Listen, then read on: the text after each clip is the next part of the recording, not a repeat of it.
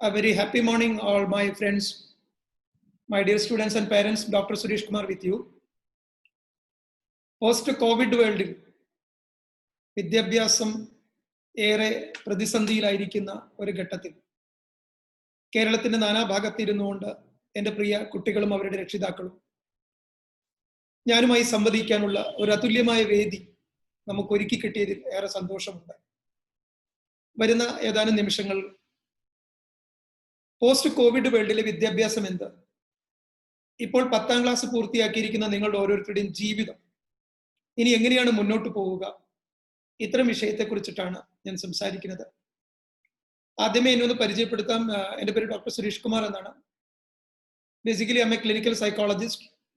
കുട്ടികളുടെ മനഃശാസ്ത്രമാണ് എൻ്റെ ഏറെ പ്രിയപ്പെട്ട ഒരു സബ്ജക്റ്റ്. അതോടൊപ്പം തന്നെ നിങ്ങളുടെ ഓരോരുത്തരുടെയും ഉള്ളിലുള്ള അസാമാന്യമായ കഴിവുകൾ കണ്ടെത്തുക, നിങ്ങളെ ഓരോരുത്തരുടെയും ഉള്ളിലിരിക്കുന്ന സിദ്ധികൾ കണ്ടെത്തി നാളെ നിങ്ങൾ ഓരോരുത്തരും ആരാകും, എന്താകണം എന്നുള്ള വിഷയങ്ങളൊക്കെ ചിന്തിക്കുക, സംസാരിക്കുക, കരിയർ ഡിസൈൻ ചെയ്യുക, വിദ്യാഭ്യാസ രംഗത്ത് വരാൻ പോകുന്ന അത്ഭുതകരമായ മാറ്റങ്ങളെ നിങ്ങൾക്ക് പരിചയപ്പെടുത്തുക. ഇത്രയെല്ലാമാണ് എന്നെ സംബന്ധിച്ചിടത്തോളം എൻ്റെ ഒരു കരിയർ. 26 രാജ്യങ്ങളിൽ യാത്ര ചെയ്യാനുള്ള ഭാഗ്യം ഉണ്ടായിട്ടുണ്ട്. അങ്ങനെ ഒരിക്കൽ സിംഗപ്പൂരിൽ നിന്ന് ഒരു യാത്രയ്ക്ക് മധ്യേ എൻ്റെ കൂടെ ഉണ്ടായിരുന്ന ഒരു യാത്രക്കാരന്റെ കയ്യിൽ നിന്ന് എനിക്കൊരു പുസ്തകം കിട്ടുകയുണ്ടായി. 1970കളിൽ ലോകത്ത് ജീവിച്ചിരുന്ന ഏറ്റവും പ്രശസ്തനായിട്ടുള്ള ഒരു സോഷ്യോളജിസ്റ്റ്, അദ്ദേഹത്തിന്റെ പേര് ആൽവിൻ ടോഫ്ലർ എന്നാണ്. അദ്ദേഹം എഴുതിയൊരു പുസ്തകമാണ് എനിക്ക് ആ യാത്രക്കിടയിൽ കിട്ടിയത്. ഈ പുസ്തകത്തിന്റെ പേര് ഫ്യൂച്ചർ ഷോക്ക് എന്നാണ്. വരാൻ പോകുന്ന കാലത്ത് ഒരു വലിയ ഷോക്കിനെ കുറിച്ചിട്ട് ആണ് ഈ പുസ്തകം എഴുതപ്പെട്ടത്. ഈ പുസ്തകത്തിൽ പ്രതിപാദിച്ചിരിക്കുന്ന ഒരു വിഷയം, ഇന്ന് കോവിഡ് എന്ന് പറയുന്ന ഒരു മഹാമാരി ലോകത്തെ പിടിച്ചു കുലുക്കുന്ന ഈ ഒരു കാലഘട്ടത്തിൽ എന്റെ കുട്ടികളുടെ മുമ്പിൽ അവതരിപ്പിക്കണമെന്ന് എനിക്ക് തോന്നുകയാണ്.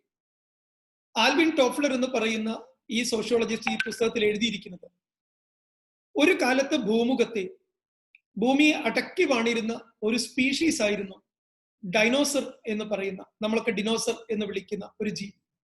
ഒരുപക്ഷെ എൻ്റെ കുട്ടികൾ എല്ലാവരും ഈ അടുത്ത കാലത്ത് ജുറാസിക് പാർക്ക് എന്ന് പറയുന്ന ഒരു സിനിമയിൽ മാത്രം ആയിരിക്കാം ഈ ഒരു ജീവിയെ നിങ്ങൾ കണ്ടിട്ടുള്ളത്. എന്നാൽ ഇന്ന് ഭൂമുഖത്ത് 84 ലക്ഷം സ്പീഷീസിൽ ഡൈനോസർ എന്ന് പറയുന്ന ഒരു സ്പീഷീസിനെ നമുക്ക് കാണാനില്ല. അതിന് കാരണം ഈ ഒരു ജീവിവർഗം പരിപൂർണമായും ഭൂമുഖത്ത് നിന്ന് തുടച്ചു മാറ്റപ്പെട്ടു എന്നുള്ളതാണ്. എന്തുകൊണ്ട് ഇത് സംഭവിച്ചു എന്നാണ് അദ്ദേഹം ഈ പുസ്തകത്തിൽ കണ്ടെത്തിയിരിക്കുന്നത്. അതിൽ അദ്ദേഹം പറഞ്ഞിരിക്കുന്നത്, ഈ ഭൂമുഖത്തുള്ള 84 ലക്ഷം സ്പീഷീസിൽ ഒരേ ഒരു സ്പീഷീസ് മാത്രമാണ് പ്രകൃതി അനുവദിച്ചതിനേക്കാൾ ഉപരിയായിക്കൊണ്ട് സ്പെഷ്യലൈസ് ചെയ്തു പോയത്. അഥവാ അദ്ദേഹം വിളിച്ചിരിക്കുന്ന വാക്ക് സൂപ്പർ സ്പെഷ്യലൈസേഷൻ അഥവാ ഓവർ സ്പെഷ്യലൈസേഷൻ എന്നാണ്. അങ്ങനെയൊന്ന് സംഭവിച്ചപ്പോ ആ ജീവിവർഗം പൂർണ്ണമായും ഭൂമുഖത്ത് നിന്ന് തുടച്ചു നീക്കപ്പെട്ടു. ഏതൊരു ജീവിയാണോ പ്രകൃതി നിയമങ്ങളെ പോലും തെറ്റിച്ചുകൊണ്ട് പ്രകൃതിയെ അതിജീവിച്ചുകൊണ്ട് പോകുന്നത്, അവർക്ക് സംഭവിക്കുന്നത് ടോട്ടൽ ഡിസ്ട്രക്ഷൻ അഥവാ സർവമായിട്ടുള്ള നാശമാണ് എന്ന് അദ്ദേഹം പറയുന്നു. വർഷങ്ങൾക്ക് മുമ്പ് ഈ പുസ്തകം വായിച്ച് യാത്ര പൂർത്തിയാക്കിയ ഞാൻ ഇന്ന് ഈ കഴിഞ്ഞ ഏതാനും മാസമായി നിങ്ങളും ഞാനും ലോകത്തിൽ 762 കോടി ജനങ്ങളും ഒരു കണ്ണുകൊണ്ട് കാണാൻ പറ്റാത്ത ഒരു ജീവിയാൽ ഉണ്ടാക്കപ്പെട്ട ദുരന്തത്തിൽ ലോക്ക് ഡൗൺ ആയി ഇരിക്കുന്ന ഒരു കാലഘട്ടം. ഒരുപക്ഷെ ഈ പുസ്തകത്തിൽ അതിന്റെ അവസാനത്തെ പേജിൽ ആൽവിൻ ടോഫ്ലർ എഴുതിയ ഒരു സ്റ്റേറ്റ്മെന്റ് ഞാൻ എൻ്റെ കുട്ടികളുടെ മുമ്പിലേക്ക് കൊണ്ടുവരികയാണ്. അദ്ദേഹം പറഞ്ഞു, ഇനി ഭൂമുഖത്ത് നിന്ന് ഇത്തരത്തിലുള്ള ഒരു ദുരന്തം വരാൻ സാധ്യതയുള്ള ഏക ജീവി എന്ന് പറയുന്നത് ഹോമോസാപ്പിയൻ അഥവാ ഹ്യൂമൻ ബീയിങ് എന്ന് പറയുന്ന നിങ്ങളും ഞാനുമാണ്. എന്ന് വെച്ചാൽ യാതൊരു തത്വദീക്ഷയും ഇല്ലാതെ പ്രകൃതിയെ ഏതൊക്കെ രീതിയിൽ ചൂഷണം ചെയ്യാമോ അങ്ങനെയൊക്കെ ചൂഷണം ചെയ്യുന്ന മനുഷ്യവർഗമായിരിക്കാം ഇനി ഭൂമുഖത്ത് നിന്ന് തുടച്ചു നീക്കപ്പെടുന്നത് എന്ന് അദ്ദേഹം പറഞ്ഞപ്പോൾ അന്ന് എനിക്ക് അത്ഭുതം തോന്നിയെങ്കിലും ഇന്ന് ഒരു വൈറസ് കാരണം ഒരു ഭാഗത്ത് ലക്ഷക്കണക്കിന് ജനങ്ങൾ മരണപ്പെട്ടുകൊണ്ടിരിക്കുമ്പോൾ അടുത്ത് തുടച്ചു നീക്കപ്പെടാൻ പോകുന്നത് നമ്മളാണോ എന്നൊരു ചിന്ത എന്നെ സംബന്ധിച്ചിടത്തോളം വരുന്നു. ഞാൻ ഇതൊന്നും പറഞ്ഞ് നിങ്ങളെ പേടിപ്പിക്കുകയല്ല, മറിച്ച് ഒരു വലിയ മാറ്റത്തെക്കുറിച്ച് സൂചിപ്പിക്കാനാണ് ഞാൻ ഇപ്പോൾ നിങ്ങളുടെ മുമ്പിൽ ഒരു വെബിനാറിൽ വന്നിരിക്കുന്നത്. എൻ്റെ പ്രിയ കുട്ടികളോട് ഇപ്പോൾ നടന്നുകൊണ്ടിരിക്കുന്നത് എന്താണ്? ഒരു ഭാഗത്ത് നിങ്ങൾ ദുരന്തത്തെക്കുറിച്ച് സംസാരിക്കുന്നു. പത്രം തുറന്നു കഴിഞ്ഞാൽ, TV തുറന്നു കഴിഞ്ഞാൽ മരണത്തെക്കുറിച്ചും ദുരന്തത്തെക്കുറിച്ചും സംസാരിക്കുന്നു. എന്നാൽ ഒരു മനഃശാസ്ത്രജ്ഞൻ എന്ന രീതിയിൽ എനിക്ക് സംസാരിക്കാനുള്ളത് അവസരങ്ങളെ കുറിച്ചിട്ടാണ്. മനഃശാസ്ത്രം പറയുന്നുണ്ട്, whenever there is a shock, എപ്പോഴെങ്കിലൊക്കെ ഒരു ഷോക്ക് ഉണ്ടായാൽ അതിനെ തുടർന്ന് രണ്ട് കാര്യങ്ങൾ ഈ ഭൂമുഖത്ത് സംഭവിക്കും. ഒന്ന്, മനുഷ്യരായ നമ്മളുടെ സംബന്ധിച്ചിടത്തോളം ഇറ്റ് വിൽ നോക്ക് two things. One is your confidence, second is your opportunity. ഇത്തരത്തിലുള്ള ദുരന്തങ്ങളൊക്കെ നിങ്ങൾക്ക് നിങ്ങളിലുള്ള വിശ്വാസത്തെയാണ് ഒന്ന് പിടിച്ചു കുലുക്കുന്നത്. രണ്ട്, നിങ്ങളുടെ മുമ്പിൽ അനന്തമായ അവസരങ്ങൾ ഇത് കൊണ്ടുവന്ന് തരികയും ചെയ്യും. ഇവിടെ ആർക്കാണ് വിജയം? വളരെ ലളിതമാണ്. ആരാണോ അവനവനെ വിശ്വസിക്കുന്നത്, അവനവന്റെ കഴിവുകളിൽ വിശ്വസിക്കുന്നത്. രണ്ട്, തന്റെ മുമ്പിൽ തുറന്നു വെച്ചിരിക്കുന്ന അവസരങ്ങളെ കണ്ണു തുറന്ന് കാണുന്നവനാര്, അതെടുത്ത് ഉപയോഗിക്കുന്നവനാര്, അവർക്ക് മാത്രമേ ഇനിയുള്ള ഒരു ലോകത്ത് നിലനിൽക്കുള്ളൂ. അത് നമ്മുടെ മുമ്പിൽ തെളിയിക്കാനാണ് COVID-19 എന്ന് പറയുന്ന ഒരു മഹാമാരി നമ്മുടെ മുമ്പിൽ ഇങ്ങനെ അവതരിച്ചിരിക്കുന്നത്. ഒരുപക്ഷെ ദുരന്തം ഇനിയും ശക്തമായേക്കാം. ഞങ്ങളുടെയൊക്കെ ഭാഷയിൽ കുട്ടി കൊറോണയാണ് വന്നത്, അച്ഛൻ കൊറോണ വന്നേക്കാം. ഇതൊന്നും കണ്ട് നിങ്ങൾ ആരും ഭയക്കേണ്ട. അവസരങ്ങളെ കുറിച്ച് ചിന്തിക്കൂ. നിങ്ങൾക്ക് നിങ്ങളുടെ കഴിവിനെ കുറിച്ച് പൂർണ്ണമായ ബോധ്യമുണ്ടാകും. അത് നിങ്ങളെ സഹായിക്കുക, അതിന് നിങ്ങളെ സഹായിക്കുക, പ്രാപ്തരാക്കുക. അതാണ് ഒരു മനഃശാസ്ത്രജ്ഞൻ എന്ന രീതിയിൽ എന്റെയൊക്കെ ദൗത്യമെന്ന് ഞാൻ വിശ്വസിക്കുന്നു. അതുകൊണ്ട് തന്നെ രണ്ട് ലോകങ്ങളെ ഞാൻ എന്നെ കേൾക്കുന്ന കുട്ടികളുടെ മുമ്പിലും രക്ഷിതാക്കളുടെ മുമ്പിലും അവതരിപ്പിക്കാൻ ആഗ്രഹിക്കുകയാണ്. ഇപ്പോൾ നമ്മൾ ജീവിക്കുന്നത് ഒരു പോസ്റ്റ് കോവിഡ് വേൾഡിലാണ്. അപ്പൊ സ്വാഭാവികമായിട്ടും പ്രീ കോവിഡ് വേൾഡ് ഉണ്ടായിരുന്നു. 2020 മാർച്ച് മാസം 21 മുമ്പ്, ആദ്യത്തെ ലോക്ക്ഡൌൺ പ്രഖ്യാപിക്കുന്നതിന് മുമ്പ് ഈ ഭൂമുഖത്തുണ്ടായിരുന്ന ലോകം എന്ന് പറയുന്നത് പ്രീ കോവിഡ് വേൾഡ് ആണ്. എന്താണ് പ്രീ കോവിഡ് വേൾഡ്? ഇതിനു മുമ്പ് ഒരു ട്രാൻസിഷൻ ഉണ്ടായിരുന്നു. അത് സംഭവിച്ചത് 1945-ലാണ്. അന്ന് രണ്ടാം ലോക മഹായുദ്ധം ഉണ്ടായപ്പോൾ അതിനു മുമ്പ് ഒരു ലോകം ഉണ്ടായിരുന്നു, അതിനുശേഷം ഒരു ലോകം ഉണ്ടായി. അതിനുശേഷമുള്ള ലോകത്താണ് നമ്മളൊക്കെ ജനിച്ച് ജീവിക്കുന്നത്. അതുകൊണ്ട് അതിന്റെ പിറകിലുള്ള ലോകത്തെ നമുക്കറിയില്ല. എന്നാൽ എന്റെ മുമ്പിലിരിക്കുന്ന, എന്നെ കേട്ടുകൊണ്ടിരിക്കുന്ന കുട്ടികൾക്കും രക്ഷിതാക്കൾക്കും നമുക്ക് ഒരുമിച്ച് കിട്ടിയിരിക്കുന്ന ഒരു ഓപ്പർച്യൂണിറ്റി എന്ന് പറയുന്നത് രണ്ട് ലോകവും കാണാനുള്ള ഭാഗ്യമുണ്ടായി, പ്രീ കോവിഡും പോസ്റ്റ് കോവിഡും. ഇനി എന്താണ് പ്രീ കോവിഡ് വേൾഡ് ലോകത്തിന് സമ്മാനിച്ചത്? അതൊന്ന് പഠിച്ചു നോക്കൂ. അതൊക്കെ പഠിക്കുമ്പോഴാണ് 10ാം ക്ലാസ്സിന് ശേഷം ഞാൻ എന്ത് ചെയ്യണം, ഇനി എന്റെ ജീവിതം എന്താകും, എന്റെ മുമ്പിലുള്ള ലോകം എന്റെ മുമ്പിൽ കൊണ്ടുവരുന്ന അവസരങ്ങൾ എന്ത് എന്ന് നിങ്ങൾക്ക് പൂർണ്ണമായും ബോധ്യപ്പെടുകയുള്ളൂ.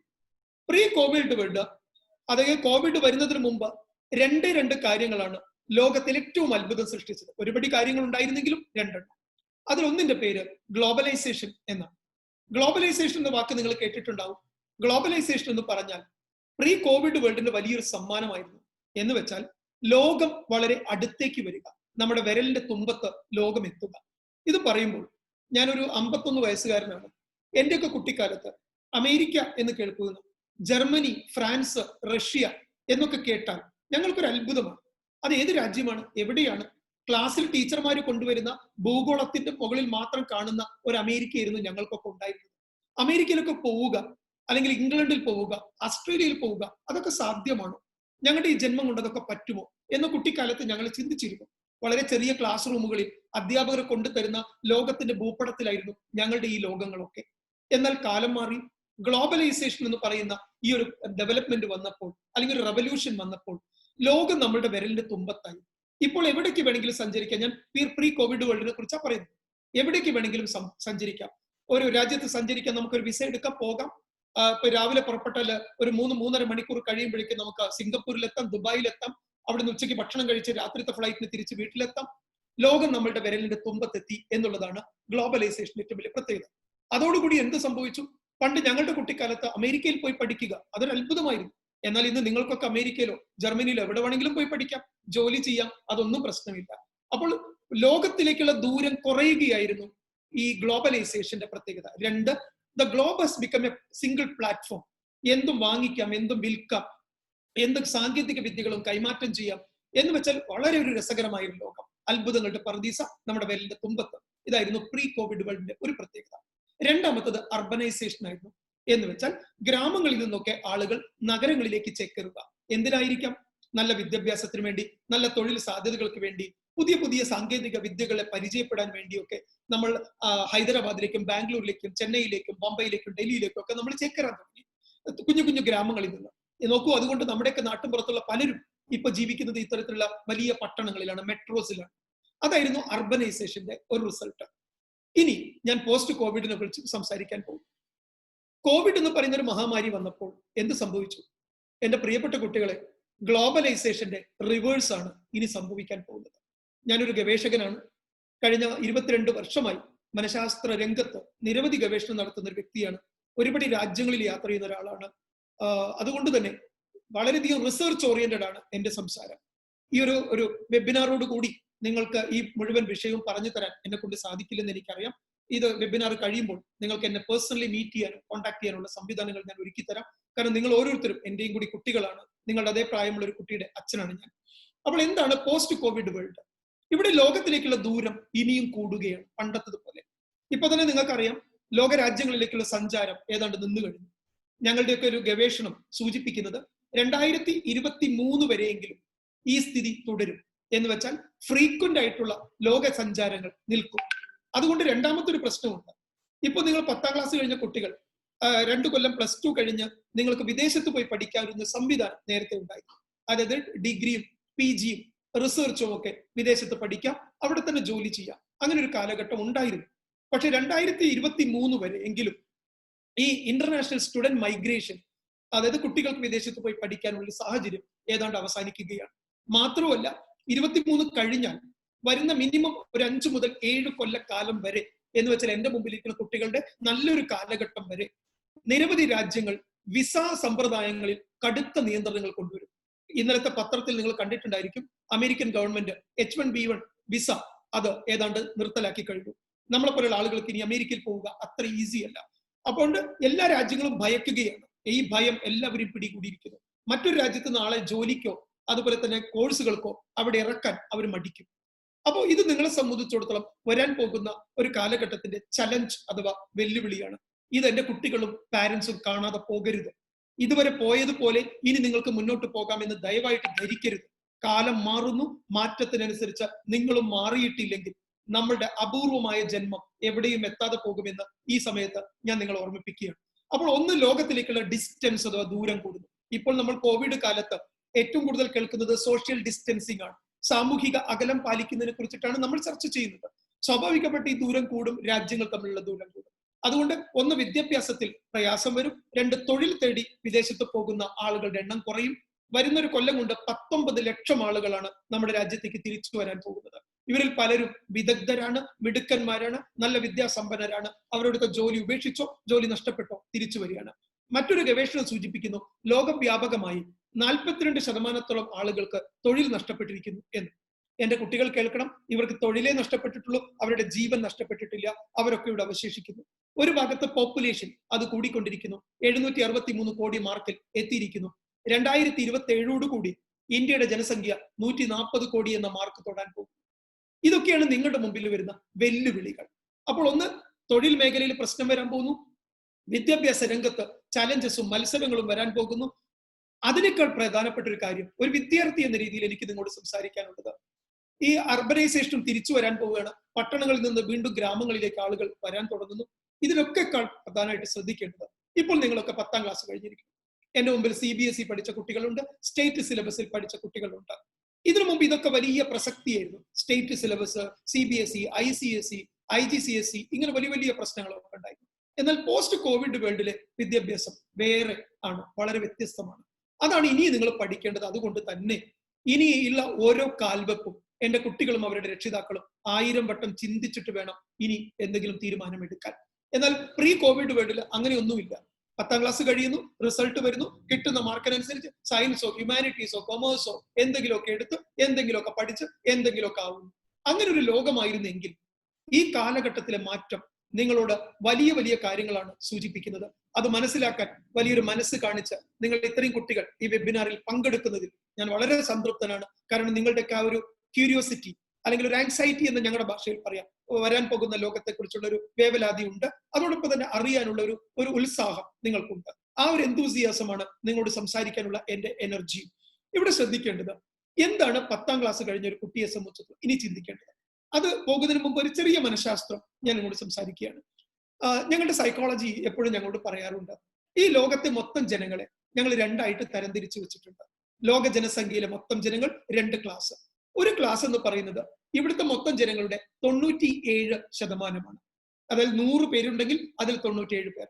അവരൊരു വിഭാഗം. പിന്നെ അവശേഷിക്കുന്നത് 3%, 100-ൽ 3 പേർ.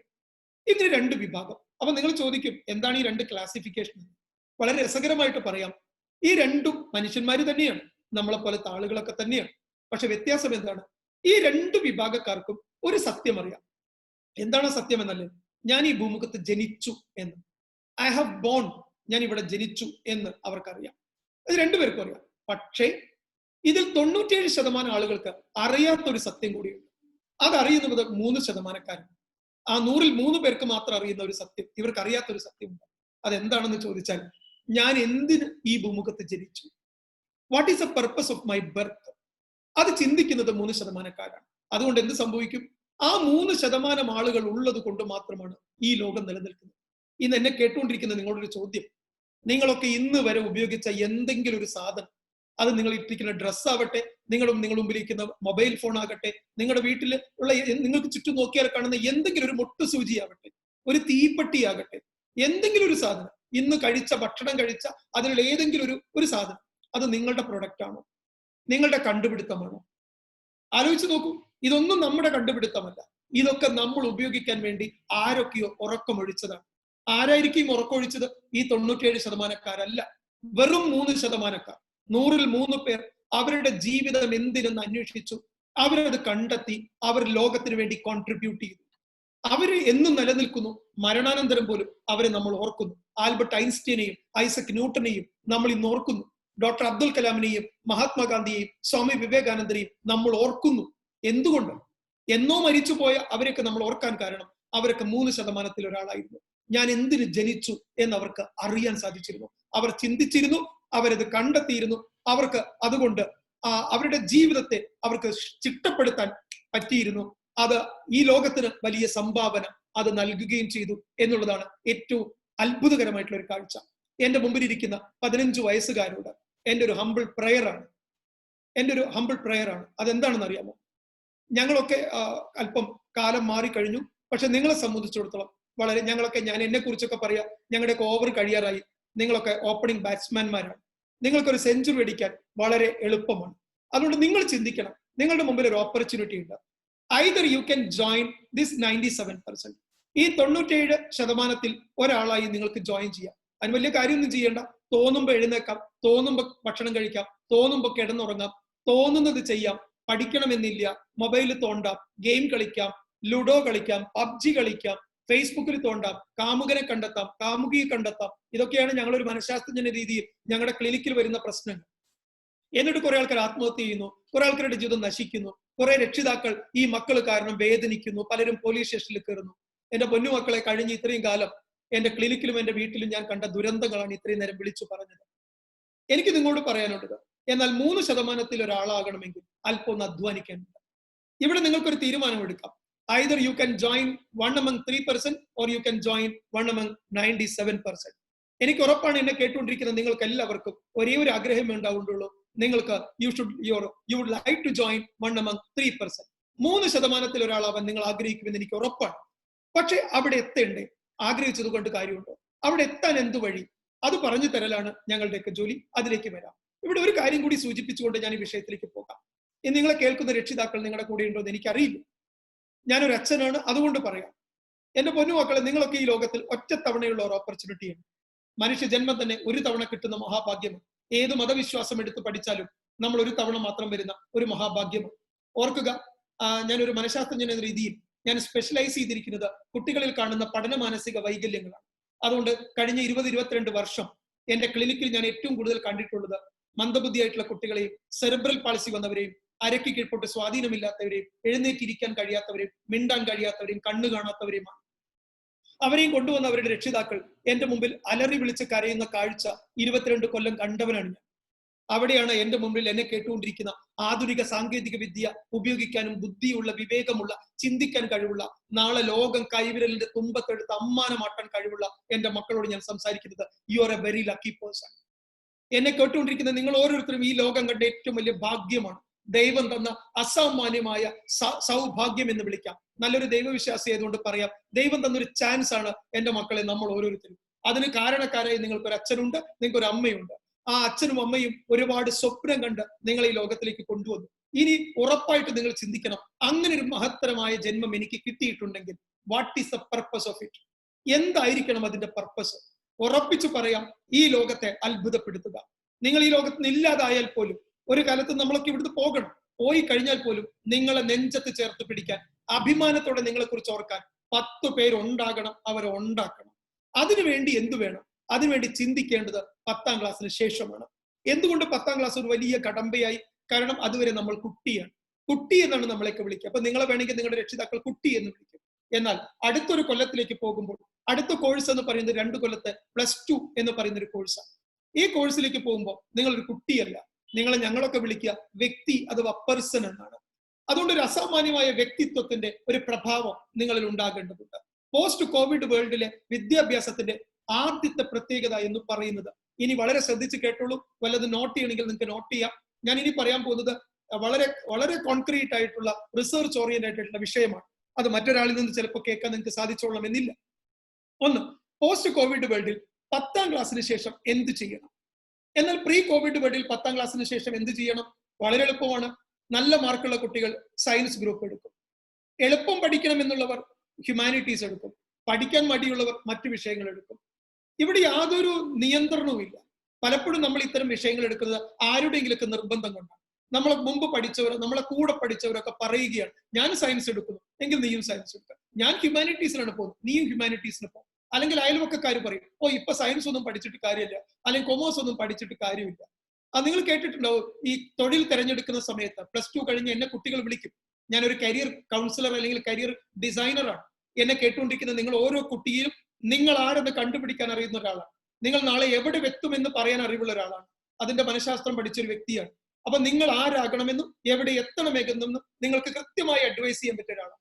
പക്ഷെ ഇതൊന്നും അറിയാതെ, നിങ്ങൾക്കൊക്കെ അറിയാം, പലപ്പോഴും നിങ്ങൾ കേട്ടിട്ടുണ്ടാവും ഈ അടുത്ത കാലത്ത് എഞ്ചിനീയറിംഗ് കോഴ്സിനെ കുറിച്ചൊക്കെ നിങ്ങൾ കേട്ടിട്ടുണ്ടാവും. പലപ്പോഴും നിങ്ങളെ പലരും നിരുത്സാഹപ്പെടുത്തും. ഓ എന്റെ കുട്ടി എഞ്ചിനീയറിംഗിനൊന്നും പോവില്ല, ഞാൻ എഞ്ചിനീയറിംഗിനൊന്നും പോവില്ല. എന്താണ് കാരണം? എഞ്ചിനീയറിംഗ് കഴിഞ്ഞവരൊക്കെ തെണ്ടി നടക്കും. പുതിയൊരു കാഴ്ചപ്പാട്. ഓ മെഡിക്കൽ സയൻസ് അതൊന്നും ശരിയാവില്ല, ഡോക്ടർമാർക്കൊന്നും പണിയില്ല. ഇതൊക്കെ പറയുന്നത് ആരാണ്? ഈ രംഗത്ത് പഠിച്ചവരും ഈ രംഗത്ത് ഗവേഷണം നടത്തിയവരും. എന്റെ പൊന്നുമക്കളെ, ഒന്നുമല്ല. അവരാരും ഇതിനെക്കുറിച്ച് ഒന്നും ഇന്നവർ അന്വേഷിച്ചിട്ട് പോലുമില്ല. ബിടെക്കിന് സ്കോപ്പ് ഇല്ലെന്ന് ഈ അടുത്ത കാലത്ത് ഏറ്റവും കൂടുതൽ നിങ്ങൾ കേട്ടിട്ടുണ്ടാവും. അപ്പൊ നിങ്ങൾ 10ാം ക്ലാസ് കഴിഞ്ഞ് പഠിക്കേണ്ട ചില വിഷയങ്ങൾക്ക് വരുമ്പോൾ പറയാം ബിടെക്കിന് സ്കോപ്പ് ഇല്ല. എന്നോട് പലരും പറയാറുണ്ട് ബിടെക്കിന് സ്കോപ്പ് ഇല്ല, എഞ്ചിനീയറിംഗ് കോളേജിലൊക്കെ വെറുതെ പോവുക, അവിടെ കേരളത്തിൽ എഞ്ചിനീയറിംഗ് കോളേജൊക്കെ കൂട്ടാൻ പോകും. എങ്കിൽ ഒറ്റ ചോദ്യം ഞാൻ നിങ്ങളോട് ചോദിക്കാം. എന്നെ കേൾക്കുന്ന കുട്ടികൾ എന്നേക്കാൾ ഗൂഗിൾ ഉപയോഗിക്കുന്നവരാണ്. ലോകത്തിലെ തന്നെ ഏറ്റവും വലിയൊരു പ്ലാറ്റ്ഫോമാണ് ഗൂഗിൾ. ഈ ഗൂഗിൾ കമ്പനിയുടെ തലപ്പത്തിരിക്കുന്നത്, അതിന്റെ സിഇഒ എന്ന് പറയുന്നത് സുന്ദർ പിച്ചെ എന്ന് പറയുന്ന തമിഴ്നാട്ടിലെ മധുരയിലുള്ള അത്യത്ഭുതങ്ങളിൽ അത്യത്ഭുതമായ മഹാപ്രതിഭയാണ്. ആർക്കെങ്കിലും സുന്ദർ പിച്ചയെ നേരിട്ട് അറിയാമോ? സുന്ദർ പിച്ചയുടെ ജീവചരിത്രം അറിയാമോ? നിങ്ങളെ പോലത്തെ ഒരു സാധാരണ കുട്ടി, എന്നെ പോലത്തെ ഒരു സാധാരണ വ്യക്തി, ഒരു സാധാരണ കുടുംബത്തിൽ ജനിച്ച് സാധാരണ സ്കൂളിൽ പോയി സാധാരണ വിദ്യാഭ്യാസം നേടിയ ഒരു വ്യക്തി. ഒരു അത്ഭുതവും ഇല്ലായിരുന്നു. നിങ്ങളെപ്പോലൊക്കെ തന്നെ സ്കൂളിൽ പഠിച്ചു. അദ്ദേഹം ഒരു CBSE സ്കൂളിൽ പഠിച്ചു. അതിനുശേഷം CBSEയിൽ തന്നെ അദ്ദേഹം +2 പോയി. പലപ്പോഴും ഒരു തെറ്റിദ്ധാരണയുണ്ട്, CBSE എന്ന് പറഞ്ഞാൽ എന്തോ ഒരു കോത്താമ്പിയാണ് എന്നൊക്കെ ഒരു അഭിപ്രായം. ഇവിടെ ഇനി +2നെ സംബന്ധിച്ചിടത്തോളം നിങ്ങൾ സ്റ്റേറ്റ് സിലബസിൽ പഠിച്ചാലും CBSE പഠിച്ചാലും യാതൊരു വ്യത്യാസവും ഇല്ലെന്ന് ആദ്യമേ പറയട്ടെ. കാരണം ഇനി നിങ്ങൾ പഠിക്കാൻ പോകുന്നത് NCERT സിലബസ് ആണ്. 10ാം ക്ലാസ് വരെ രണ്ട് സിലബസ് ആയിരുന്നു. എന്നാൽ CBSE സംബന്ധിച്ചിടത്തോളം അവർ കുട്ടി ആദ്യ ക്ലാസ് മുതൽ തന്നെ CBSE സിലബസ് ആണ് ഫോളോ ചെയ്യുന്നത്. NCERT സിലബസ് ആണ് ഫോളോ ചെയ്യുന്നത്.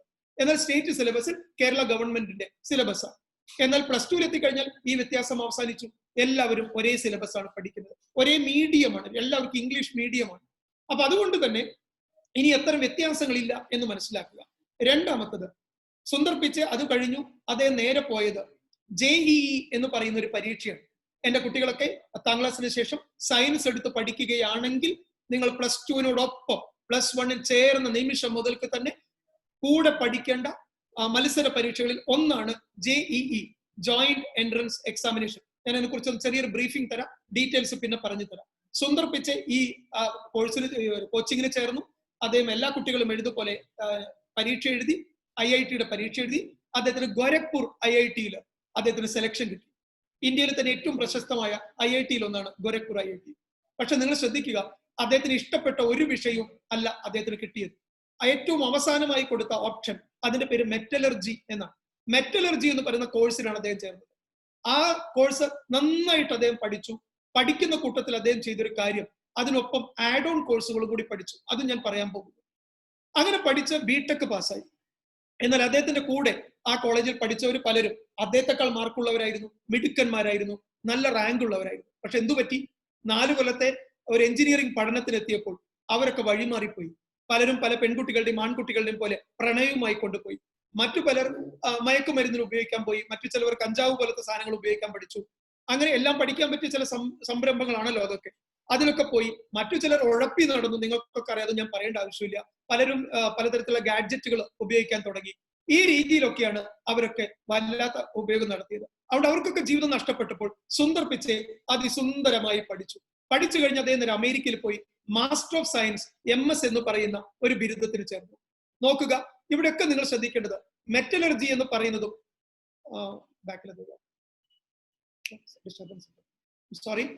മെറ്റലർജി എന്ന് പറയുന്ന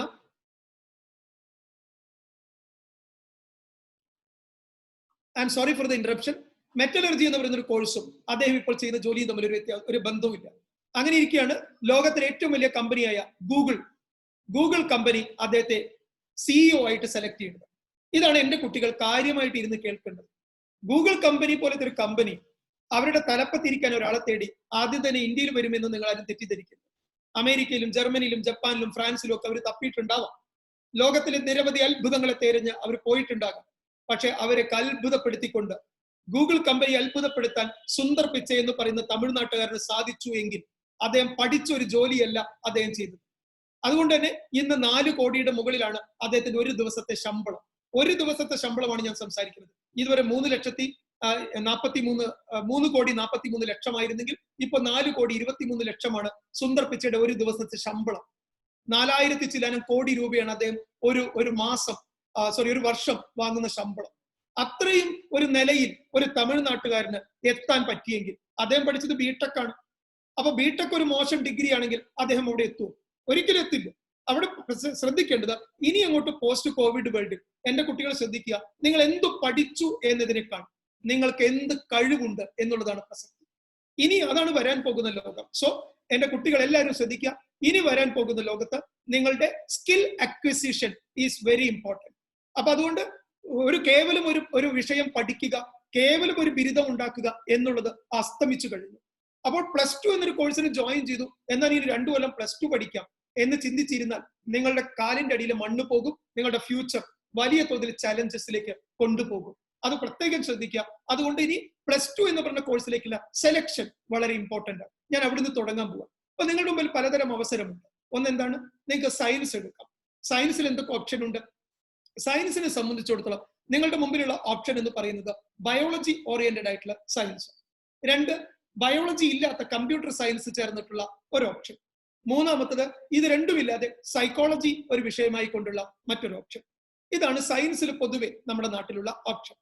അടുത്തത് കഴിഞ്ഞു പോയാൽ ഹ്യൂമാനിറ്റീസ് ആണ്, മാനവിക വിഷയങ്ങളെ കുറിച്ച് പഠിക്കുന്ന വിഷയം. അടുത്തത് കൊമേഴ്സ് ആണ്. പിന്നെ VHSC, അതിൽ ചില കോമ്പിനേഷനുകളുടെ വ്യത്യാസം. ഇവിടെ എനിക്കൊരു കാര്യം പറയാനുണ്ട്. ഇനി വരാൻ പോകുന്ന വേൾഡ് 2 കാര്യങ്ങളാണ് നിങ്ങളുടെ മുമ്പിൽ പ്രധാനമായിട്ടും കൊണ്ടുവരിക. ഏറ്റവും പ്രധാനം ടെക്നോളജിയുടെ അതിപ്രസരമാണ് അടുത്ത 10 വർഷം നിങ്ങളുടെ മുമ്പിൽ വരാൻ പോകുന്നത്. എന്തും സാങ്കേതിക വിദ്യ. നിങ്ങൾ നോക്കൂ, 2020 ഇന്ന് ഞാൻ നിങ്ങളോട് സംസാരിക്കുന്ന ദിവസം ഞാനും നിങ്ങളും സംസാരിക്കുന്നത് എന്തിന്റെ സഹായത്താലാണ്? ഒരു മൊബൈൽ ഫോണോ ലാപ്ടോപ്പോ വെച്ച് അതിലൊരു മൊബൈൽ ആപ്ലിക്കേഷന്റെ സഹായത്തോടു കൂടി ദൂരെ എവിടെയോ ഇരുന്ന് എന്നെ നിങ്ങൾ കേൾക്കുന്നു, എന്നെ നിങ്ങൾ കാണുന്നു, എന്നോട് ചോദ്യങ്ങൾ ചോദിക്കാൻ പറ്റുന്നു. ഇതൊരു ടെക്നോളജിയാണ്. ഇനി ഇതിലും വലിയ technology, artificial intelligence, augmented reality, അതുപോലെ തന്നെ virtual reality, internet of things, cloud computing, data science തുടങ്ങിയിട്ടുള്ള ടെക്നോളജിയുടെ അത്ഭുതങ്ങൾ, റോബോട്ടിക്സ്, നാനോ ടെക്നോളജി, ഇതൊക്കെയാണ് ഇനി വരാൻ പോകുന്ന ലോകം. ഡ്രോൺ ടെക്നോളജി ഉൾപ്പെടെ ലോകത്തെ കീഴടക്കാൻ പോകുന്നത്. സോ ഒരു ഭാഗത്ത് ടെക്നോളജി ഇല്ലാതെ നമുക്ക് ജീവിക്കാൻ പറ്റില്ല. അതുകൊണ്ട് തന്നെ ഏറ്റവും കൂടുതൽ തൊഴിലുകൾ സമ്മാനിക്കുന്ന മേഖലകളിലൊന്ന് ടെക്നോളജി ആയിരിക്കുമെന്ന് ഉറപ്പിച്ച് ഞാൻ പറയാം. അത് വെറുതെ അല്ല, നിങ്ങൾക്ക് ആർക്ക് വേണമെങ്കിലും അതിന്റെ ഡോക്യുമെന്റ് ഞാൻ തരാം. അടുത്ത 5 കൊല്ലം കൊണ്ട് 2025 ഇന്ത്യയിൽ മാത്രം ഡാറ്റാ സയന്റിസ്റ്റുകളുടെ എണ്ണം 3,75,000 റിക്വയർമെന്റ് ആണ്. എന്ന് വെച്ചാൽ 3.25 ലക്ഷം ഡാറ്റാ സയന്റിസ്റ്റുകളെ നമ്മുടെ രാജ്യത്തിന് വേണം. അടുത്തത് ആർട്ടിഫിഷ്യൽ ഇന്റലിജൻസിൽ മിടുക്കന്മാരായ 4 ലക്ഷത്തോളം ആളുകളെ നമ്മുടെ രാജ്യത്തിന് വേണം. ഇനി കൃത്രിമ ബുദ്ധിയാൽ നിയന്ത്രിതമാകുന്ന ഒരു ലോകമാണ്. അത് വളരെ അത്ഭുതകരമായ ഒരു ലോകമാണ്. ആ ലോകത്തിലേക്കാണ് നിങ്ങൾ ഇനി കടന്നു പോകാൻ പോകുന്നത്. ആ അറിവിനെ നിങ്ങൾ മാസ്റ്റർ ചെയ്തിട്ടുണ്ടെങ്കിൽ മാത്രമേ ഇനി നിങ്ങൾക്കൊരു ലോകത്തെ കീഴടക്കാൻ പറ്റുകയുള്ളൂ. ആ രംഗത്ത് 4 ലക്ഷം വരാൻ പോകുന്നു. അതോടൊപ്പം തന്നെ ഓഗ്മെന്റഡ് റിയാലിറ്റിയും വെർച്വൽ റിയാലിറ്റിയും ക്രിയേറ്റ് ചെയ്യുന്നത് 2.25 ലക്ഷം തൊഴിലവസരങ്ങളാണ്. ഞാൻ ഈ പറഞ്ഞതൊക്കെ കൂടി കൂട്ടിയാൽ 10 ലക്ഷം തൊഴിലവസരങ്ങൾ ടെക്നോളജി മാത്രം നിങ്ങളുടെ മുമ്പിൽ കൊണ്ടുവരാൻ പോകും. ഇങ്ങനെ ഒരു തൊഴിൽ മേഖലയിലേക്ക് എത്തണമെങ്കിൽ എന്തു വേണം? എഴുതി വെച്ചോളൂ. ഞാൻ ആർക്കും വേണ്ടി സംസാരിക്കുകയല്ല. ഞാൻ ഒരു പ്രത്യേക വിഭാഗത്തിന് വേണ്ടി, ഒരു പരസ്യത്തിന് വേണ്ടി വന്നതുമല്ല. നിങ്ങൾക്ക് എന്തു പറയുന്നോ അത് നീതീകരിക്കാനും അത് സാക്ഷ്യപ്പെടുത്താനും എന്റെ കയ്യിൽ ഡോക്യുമെന്റ് ഉണ്ടായിരിക്കും, റിസർച്ച് ടോപ്പിക്സ് ഉണ്ടായിരിക്കും. ഇവിടെ വേണ്ടത് ടെക്നോളജി പഠിക്കുകയാണ്. ടെക്നോളജി പഠിക്കാൻ എന്ത് വേണം? സയൻസ് നിർബന്ധമാണ്. അതുകൊണ്ട് ഒരു സംശയം വേണ്ട, +2 സയൻസ് എന്ന് പറയുന്ന ഒരു സ്ട്രീം അതെടുക്കുന്ന ഒരു കുട്ടിയെ സംബന്ധിച്ചിടത്തോളം ഭാവിയെ കുറിച്ച് ഒരിക്കലും ഭയപ്പെടേണ്ട. പലരും നിങ്ങളെ തെറ്റി പഠിപ്പിച്ചേക്കാം. പലപ്പോഴും എന്തുകൊണ്ടാണ് കുട്ടികൾ സയൻസിലേക്ക് വരാത്തത്? ആരോ നമ്മളോട് പറഞ്ഞു പഠിപ്പിച്ചു വെച്ചിട്ടുണ്ട് സയൻസിൽ കുറെ പഠിക്കാനുണ്ട്, ടഫാണ് എന്ന്. പക്ഷെ ഞാനൊരു കാര്യം ചോദിക്കട്ടെ, ഏറ്റവും എളുപ്പമുള്ളത് പഠിക്കാനാണെങ്കിൽ നിങ്ങളുടെ ആവശ്യമുണ്ട്. ഞാനും നിങ്ങൾ ഈ ലോകത്ത് വന്നത് പ്രയാസമുള്ളതൊക്കെ പഠിച്ചെടുക്കാൻ തന്നെയാണ്. അതിനുള്ള കഴിവ് നമ്മളിൽ ദൈവം തന്നിട്ടുണ്ട്. ആ കഴിവുകൾ ഉപയോഗിക്കാനല്ലേ നമ്മൾ ഈ ലോകത്ത് വന്നത്. അതുകൊണ്ട് നിങ്ങളുടെ ശേഷിയോടും നിങ്ങളുടെ കഴിവിനോടും നിങ്ങൾ തന്നെ മത്സരിക്കണം. അവിടെ വിജയിക്കുന്നവനാണ് വിജയി. ഒന്നിനും കൊള്ളാത്തവൻ, ഒന്നിനും പറ്റാത്തത് പഠിക്കുന്ന ഒരാളെ എന്തിനു വേണം ഈ ലോകത്ത്? അതുകൊണ്ട് ഒരു കോഴ്സും മോശമല്ലെന്ന് ആദ്യമേ പറയട്ടെ. ഹ്യൂമാനിറ്റീസ് നല്ല സ്ട്രീമാണ്, കൊമേഴ്സ് നല്ല സ്ട്രീമാണ്, എല്ലാം മികച്ചതാണ്, ഒന്നും തന്നെ മോശമല്ല. എല്ലാ മേഖലയിലുള്ള ആളുകളെയും ഈ രാജ്യത്തിന് ആവശ്യമുണ്ട്. പക്ഷേ മിടുക്കുള്ള കുട്ടികൾ, എന്നെ കേൾക്കുന്ന നിങ്ങൾ ഇത്രയും കുട്ടികൾ ഇതിനകത്ത് വരണമെങ്കിൽ ഏതാണ്ട് 167 പേരോട് ഞാൻ സംസാരിക്കുന്നു. നിങ്ങളൊക്കെ താല്പര്യത്തോടെ വന്നിട്ടുണ്ടെങ്കിൽ ഈ ലോകത്തിന് വേണ്ടി എന്തെങ്കിലുമൊക്കെ കോൺട്രിബ്യൂട്ട് ചെയ്യണം, 3% ഒരാളാകണമെന്നും അച്ഛനും അമ്മയ്ക്കും സമൂഹത്തിനും അഭിമാനമുള്ള ഒരു വ്യക്തിയാകണമെന്നും ആഗ്രഹിക്കുന്നത് കൊണ്ടല്ലേ? അപ്പോൾ നിങ്ങൾ പഠിക്കേണ്ടതും മത്സരിക്കേണ്ടതും ലോകത്തിനോടൊപ്പമല്ലേ? അങ്ങനെ ലോകത്തോടൊപ്പം സഞ്ചരിക്കാനാണ് നിങ്ങളുടെ താല്പര്യമെങ്കിൽ ഒരു സംശയവും വേണ്ട, +2 എടുത്ത് പഠിക്കേണ്ടത് സയൻസ് തന്നെ. അവിടെ പലപ്പോഴും ചോദിക്കാം, മാത്തമാറ്റിക്സിനെ ഭയക്കുന്നത് എന്തുകൊണ്ട്? ഇവിടെ ഞാനൊരു കാര്യം പറയാം. ഇനി അങ്ങോട്ട് നിരവധി മത്സര പരീക്ഷകൾ എഴുതണം നിങ്ങൾ. ഒന്ന് നീറ്റ് എന്ന് പറയുന്ന പരീക്ഷ എല്ലാവരും എഴുതണമെന്നൊരു അഭിപ്രായക്കാരാണ്. കാരണം ദേശീയ തലത്തിൽ ഇന്ത്യയിൽ കിട്ടാവുന്ന മികച്ചൊരു പരീക്ഷയാണ് നീറ്റ്. ഒന്ന് സ്വന്തം മാറ്റുരച്ച് നോക്കൂ. IAS പരീക്ഷ എല്ലാവരും പോയി എഴുതണം ഡിഗ്രി കഴിയുമ്പോൾ. എന്താണ് നമുക്ക് നഷ്ടപ്പെടാനുള്ളത്? ഇന്ത്യയിൽ കിട്ടാവുന്ന ലോകത്തിലെ ഏറ്റവും വലിയ 2ാമത്തെ പരീക്ഷയാണ് ഇന്ത്യൻ സിവിൽ സർവീസ് പരീക്ഷ. ഒന്ന് പോയി എഴുതി നോക്കണം. ആരാണ് നമ്മളെ തടയുന്നത്? കിട്ടുകയില്ലയോ? അത് നമ്മുടെ സബ്ജക്റ്റ് അല്ല. ലോകത്തോടൊപ്പം മത്സരിക്കുക, അതാണ് നമ്മളുടെ മിടുക്ക്. ഒന്നിൽ നിന്നും മാറി നിൽക്കുന്ന കുട്ടികളെ ലോകം പിന്തള്ളിയിട്ടുണ്ടാവും. ചാൾസ് ഡാർവിന്റെ പരിണാമ സിദ്ധാന്തം കേട്ടിട്ടില്ലേ? Survival of the fittest. കഴിവുള്ളവൻ മാത്രം നിലനിൽക്കുന്ന ഒരു ലോകമാണ് എന്റെ പ്രിയ കുട്ടികളെ പോസ്റ്റ് കോവിഡ് വേൾഡ് നിങ്ങൾക്ക് തരാൻ പോകുന്നത്. കഴിവും പ്രാപ്തിയും ഉള്ളവനെ വാർത്തെടുത്തേ പറ്റൂ. അത് നിങ്ങളുടെ അകത്തുണ്ട്, അത് പുറത്തേക്ക് എടുക്കണം. എഡ്യൂക്കേഷൻ എന്ന് പറയുന്നത് manifestation of the perfection already in man ആണ്. നിങ്ങൾ ഓരോ കുട്ടിയിലും അന്തർലീനമായി ഉറങ്ങിക്കിടക്കുന്ന കഴിവുകളെ തൊട്ടുണർത്തി ലോകോത്തര നിലവാരത്തിൽ എത്തിക്കുന്നതിന്റെ പ്രോസസ്സിന്റെ പേരാണ് എഡ്യൂക്കേഷൻ. അതിനൊക്കെ നിങ്ങളെ സഹായിക്കാൻ ഉറപ്പായിട്ടും ഞങ്ങളെ 10 ആളുകൾക്ക് സാധിക്കുമെന്ന് പരിപൂർണമായ വിശ്വാസവും കഴിഞ്ഞ 10-22 കൊല്ലത്തെ ലോകം മുഴുവൻ സഞ്ചരിച്ചതിന്റെ അനുഭവം വിളിച്ചു എനിക്ക് നിങ്ങളോട് സംസാരിക്കാനുണ്ട്. സോ സയൻസ് എഡ്യൂക്കേഷന്റെ പ്രത്യേകത, ഏതൊരു മേഖലയിലേക്ക് നിങ്ങൾക്ക് കടന്നു പോകാം. ഇപ്പൊ +2 കഴിഞ്ഞു, അപ്പൊ നിങ്ങൾക്ക് തോന്നുകയാണ് ഇനി സയൻസുമായിട്ട് പോകുന്നില്ല, എക്കണോമിക്സ് പഠിക്കണം, ഒരു സംശയം വേണ്ട. മാനേജ്മെന്റ് പഠിക്കണം, BBA പോകാം. അല്ല, നിങ്ങൾക്ക് ഹിസ്റ്ററി പഠിക്കണം, സൈക്കോളജി പഠിക്കണം, നിങ്ങൾക്ക് ലോകത്തിൽ എന്തു വേണമെങ്കിലും പഠിക്കാം. അഗ്രികൾച്ചർ വേണമെങ്കിൽ പഠിക്കാം, ടെക്നോളജി വേണമെങ്കിൽ പഠിക്കാം, റോബോട്ടിക്സ് വേണമെങ്കിൽ പഠിക്കാം, നാനോ ടെക്നോളജി വേണമെങ്കിൽ പഠിക്കാം. അല്ല, ഇങ്ങോട്ട് പോയി കഴിഞ്ഞാൽ മാനേജ്മെന്റ് രംഗത്തിലേക്ക് പോകാം, സ്വന്തമായിട്ട് സംരംഭങ്ങൾ, ഓൺട്രപ്രണർഷിപ്പ് ഡെവലപ്പ് ചെയ്യാം. ഇതെല്ലാം സാധിക്കാൻ നിങ്ങളെ പ്രാപ്തനാക്കുന്നത് സയൻസ് എഡ്യൂക്കേഷൻ ആണ്. കാരണം അതിനകത്ത് മാത്തമാറ്റിക്സ് ഉണ്ട്. എന്റെ പ്രിയ കുട്ടികൾ മനസ്സിലാക്കണം, മാത്തമാറ്റിക്സ് ഇല്ലാതെ അതിനെ മാറ്റി നിർത്തിക്കൊണ്ട് പോകുന്നത് നിങ്ങളുടെ ഭാവി ജീവിതത്തിൽ വലിയ അപകടങ്ങൾ ഉണ്ടാക്കും. കാരണം മത്സര പരീക്ഷകളൊക്കെ കടന്നുകൂടാൻ മാത്തമാറ്റിക്സ് നിർബന്ധമാണ്. അതുകൊണ്ട് മാത്സിനെ പേടിച്ചു മാറി നിൽക്കാതെ അതിനെ അങ്ങോട്ട് നേരിട്ട് വിജയം വരിക്കണം. അതിന് സയൻസ് എഡ്യൂക്കേഷൻ നിർബന്ധമാണ്. 2, സയൻസ് എഡ്യൂക്കേഷനുമായി മുന്നോട്ട് പോകുമ്പോൾ ഇനി ഭാവിയിൽ വരാൻ പോകുന്ന തൊഴിലവസരങ്ങളെ കുറിച്ചിട്ടാണ് ഞാൻ സംസാരിക്കുന്നത്. ആദ്യം ഒന്നുകൂടി, അതിനു മുമ്പ് എഡ്യൂക്കേഷനെ കുറിച്ച് കുറച്ചുകൂടി ഒന്ന് മുന്നോട്ട് പോകാം. ഞാൻ അധികം സമയം എടുക്കുന്നില്ല, ഒരു 10 മിനിറ്റ് കൊണ്ട് എന്റെ ടോക്ക് അവസാനിപ്പിക്കാം. നിങ്ങൾക്ക് എന്നോട് സംശയങ്ങൾ ചോദിക്കാം. ഒന്ന്, എഡ്യൂക്കേഷനിൽ ഇനി എന്തൊക്കെയാണ് മാറ്റം വരാൻ പോകുന്നത്? എന്റെ കുട്ടികൾ കേൾക്കണം. ഇനി നിങ്ങൾ +2 ആണെങ്കിലും അത് കഴിഞ്ഞെടുക്കുന്ന ഒരു വിഷയം, ഒരു ഡിഗ്രി ആണെങ്കിലും അത് മാത്രം പഠിച്ചു പോകാൻ പറ്റില്ല. ആഡ് ഓൺ കോഴ്സുകൾ വേണം. ഞാൻ നേരത്തെ പറഞ്ഞു, പണ്ട് നമുക്ക് വിദേശത്ത് പോകാമായിരുന്നു. എന്നാൽ പോസ്റ്റ് കോവിഡ് വേൾഡിൽ വിദേശ സഞ്ചാരം അല്പം പ്രയാസം ഉണ്ടാക്കും. അപ്പൊ എന്ത് ചെയ്യണം? വിദേശത്തുള്ള കോഴ്സുകൾ ഇവിടെ ഇരുന്ന് പഠിക്കാവുന്ന സംവിധാനമുണ്ട്. നിങ്ങൾക്ക് പലർക്കും അറിയുമെന്ന് എനിക്കറിയില്ല. മൂക്ക് എന്നൊരു പ്ലാറ്റ്ഫോം ഉണ്ട്. MOOC, മൂക്ക്. അത് നമ്മുടെ മൂക്കല്ല, മാസീവ് ഓപ്പൺ ഓൺലൈൻ കോഴ്സസ് എന്നാണ് അതിന് പറയുക. അതായത് ലോകത്തെ 824 സർവകലാശാലയിലെ, അത് ഓക്സ്ഫോർഡ് ഉണ്ട്, ഹാർവാർഡ് ഉണ്ട്, അത് ജോർജിയ യൂണിവേഴ്സിറ്റി ഉണ്ട്, ജോർജ് ടൗൺ ഉണ്ട്, പിന്നെ അതുപോലെ തന്നെ കേംബ്രിഡ്ജ് ഉണ്ട്. ഈ സർവകലാശാലയിലൊക്കെ വലിയ വലിയ ബിരുദങ്ങളെ നിങ്ങൾക്ക് ഇവിടെ സ്വന്തം വീട്ടിലിരുന്ന് ഒരു കമ്പ്യൂട്ടറോ ലാപ്ടോപ്പോ ഒരു മൊബൈൽ ഫോണോ ഉണ്ടെങ്കിൽ പഠിച്ചെടുക്കുകയും അതിന്റെയൊക്കെ സർട്ടിഫിക്കറ്റ്, ഒറിജിനൽ സർട്ടിഫിക്കറ്റ് സമ്പാദിച്ചുകൊണ്ട് ഒരു വിശ്വ പൗരൻ, അതെങ്കിൽ ഗ്ലോബൽ സിറ്റിസൺ ആവാൻ ഇനി പോസ്റ്റ് കോവിഡ് വേൾഡിൽ അവസരമുണ്ടെന്നുള്ളതാണ് ഞാൻ ഈ പോസ്റ്റ് കോവിഡ് വേൾഡിനെ ഏറെ ഇഷ്ടപ്പെടുന്നത്. അമേരിക്കയിൽ പോകാതെ അമേരിക്കയിലെ വിദ്യാഭ്യാസം, ഇംഗ്ലണ്ടിൽ പോകാതെ ഇംഗ്ലണ്ടിലെ വിദ്യാഭ്യാസം. ഒന്ന് ആലോചിച്ച് നോക്കൂ. അതിനെന്തു വേണം? സമയാസമയങ്ങളിൽ ഇനിയുള്ള കോഴ്സ് എന്താണ്, അതെങ്ങനെ ജോയിൻ ചെയ്യാം, ഇതൊക്കെ നിങ്ങളെ അഡ്വൈസ് ചെയ്യാനും നിങ്ങളെ ഗൈഡ് ചെയ്യാനും ഞങ്ങളെ പോലത്തെ ആരെങ്കിലും ഒക്കെ ഇനി നിങ്ങൾക്ക് വേണം. എന്ന് വെച്ചാൽ വിദേശ രാജ്യങ്ങളിൽ എപ്പോഴും കുട്ടികൾക്ക് ഒരു മെന്റർ ഉണ്ടാവും. അവരെ സമയാസമയങ്ങളിൽ ഗൈഡ് ചെയ്യാൻ ഒരു മെന്റർ ഉണ്ടാവും. അതാണ് അവിടുത്തെ വിദ്യാഭ്യാസത്തിന്റെ പ്രത്യേകത. എന്നാൽ നമ്മുടെ രാജ്യത്ത് അങ്ങനെ ഒരു സംവിധാനം വന്നില്ല. പക്ഷെ ഇനി അത് വരും. ഞങ്ങളെ പോലുള്ള ആളുകൾ നിങ്ങളുടെ കൂടെ ഉണ്ടാകും. അപ്പോൾ സയൻസ് എഡ്യൂക്കേഷൻ എന്നുള്ള പറയുന്നത് ഒരു എഡ്യൂക്കേഷൻ മാത്രമല്ല, ഒപ്പത്തിനൊപ്പം സ്കിൽ ഡെവലപ്മെന്റ്, പല മേഖലയിലും പ്രാവീണ്യം ഉണ്ടാക്കുക, സ്കിൽസ് ഉണ്ടാക്കുക. അപ്പൊ അത് കമ്മ്യൂണിക്കേഷൻ സ്കിൽസ് ആവട്ടെ, ഇന്റർപേഴ്സണൽ സ്കിൽസ് ആവട്ടെ, ടെക്നോളജി സ്കിൽസ് ആവട്ടെ, അതൊക്കെ ഒപ്പത്തിനൊപ്പം കൊണ്ടുപോവുക. അതുകൊണ്ട് ചിറക് വിരിച്ചു പറക്കുന്ന ഒരു പക്ഷിയെ പോലെ ആയിരിക്കണം ഇനി ഒരു വിദ്യാർത്ഥി. എന്ന് വെച്ചാൽ പക്ഷിയുടെ ശരീരം മുന്നോട്ടും അതിന് രണ്ട് സൈഡിൽ നിന്ന് അതിനെ താങ്ങി നിർത്തുകയും ചെയ്യാം. ഇടതുവശത്തൊരു കോഴ്സ്, വലതുവശത്തൊരു കോഴ്സ്, നിങ്ങൾ മെയിൻ ഒരു കോഴ്സ്, അങ്ങനെ 3 കോഴ്സ് ആയിരിക്കും ഒരേ സമയത്ത് നിങ്ങൾ ചെയ്യേണ്ടി വരിക. അതായത് ഒരു BTech ആണെങ്കിലും MBBS ആണെങ്കിലും ഡിഗ്രി BSc ആണെങ്കിലും BCom ആണെങ്കിലും ഒപ്പത്തിനൊപ്പം നിങ്ങൾക്ക് മറ്റു ചില കോഴ്സുകളും അതിനി +2 ലെവലിലും വരാൻ പോവുകയാണ്. ചെറിയ ചെറിയ കോഴ്സുകൾ. ഇപ്പൊ നിങ്ങൾ +2 സയൻസ് എടുക്കുമ്പോൾ ആർട്ടിഫിഷ്യൽ ഇന്റലിജൻസ് കൂടി നിങ്ങൾക്ക് പഠിക്കാം, അല്ലെങ്കിൽ ഓഗ്മെന്റഡ് റിയാലിറ്റി നിങ്ങൾക്ക് പഠിക്കാം, ഇന്റർനെറ്റ് ഓഫ് തിങ്സ് നിങ്ങൾക്ക് പഠിക്കാം. അതിൽ ഫ്രീ ഫീസ് ഒന്നും വേണ്ട, അതൊക്കെ ഫ്രീ ആയിട്ട് പഠിക്കാൻ പറ്റുന്നുണ്ട്. ചില കോഴ്സുകൾക്ക് കുഞ്ഞു ഫീസുകൾ കൊടുത്തും പഠിക്കാം. എന്താണ് ഗുണം?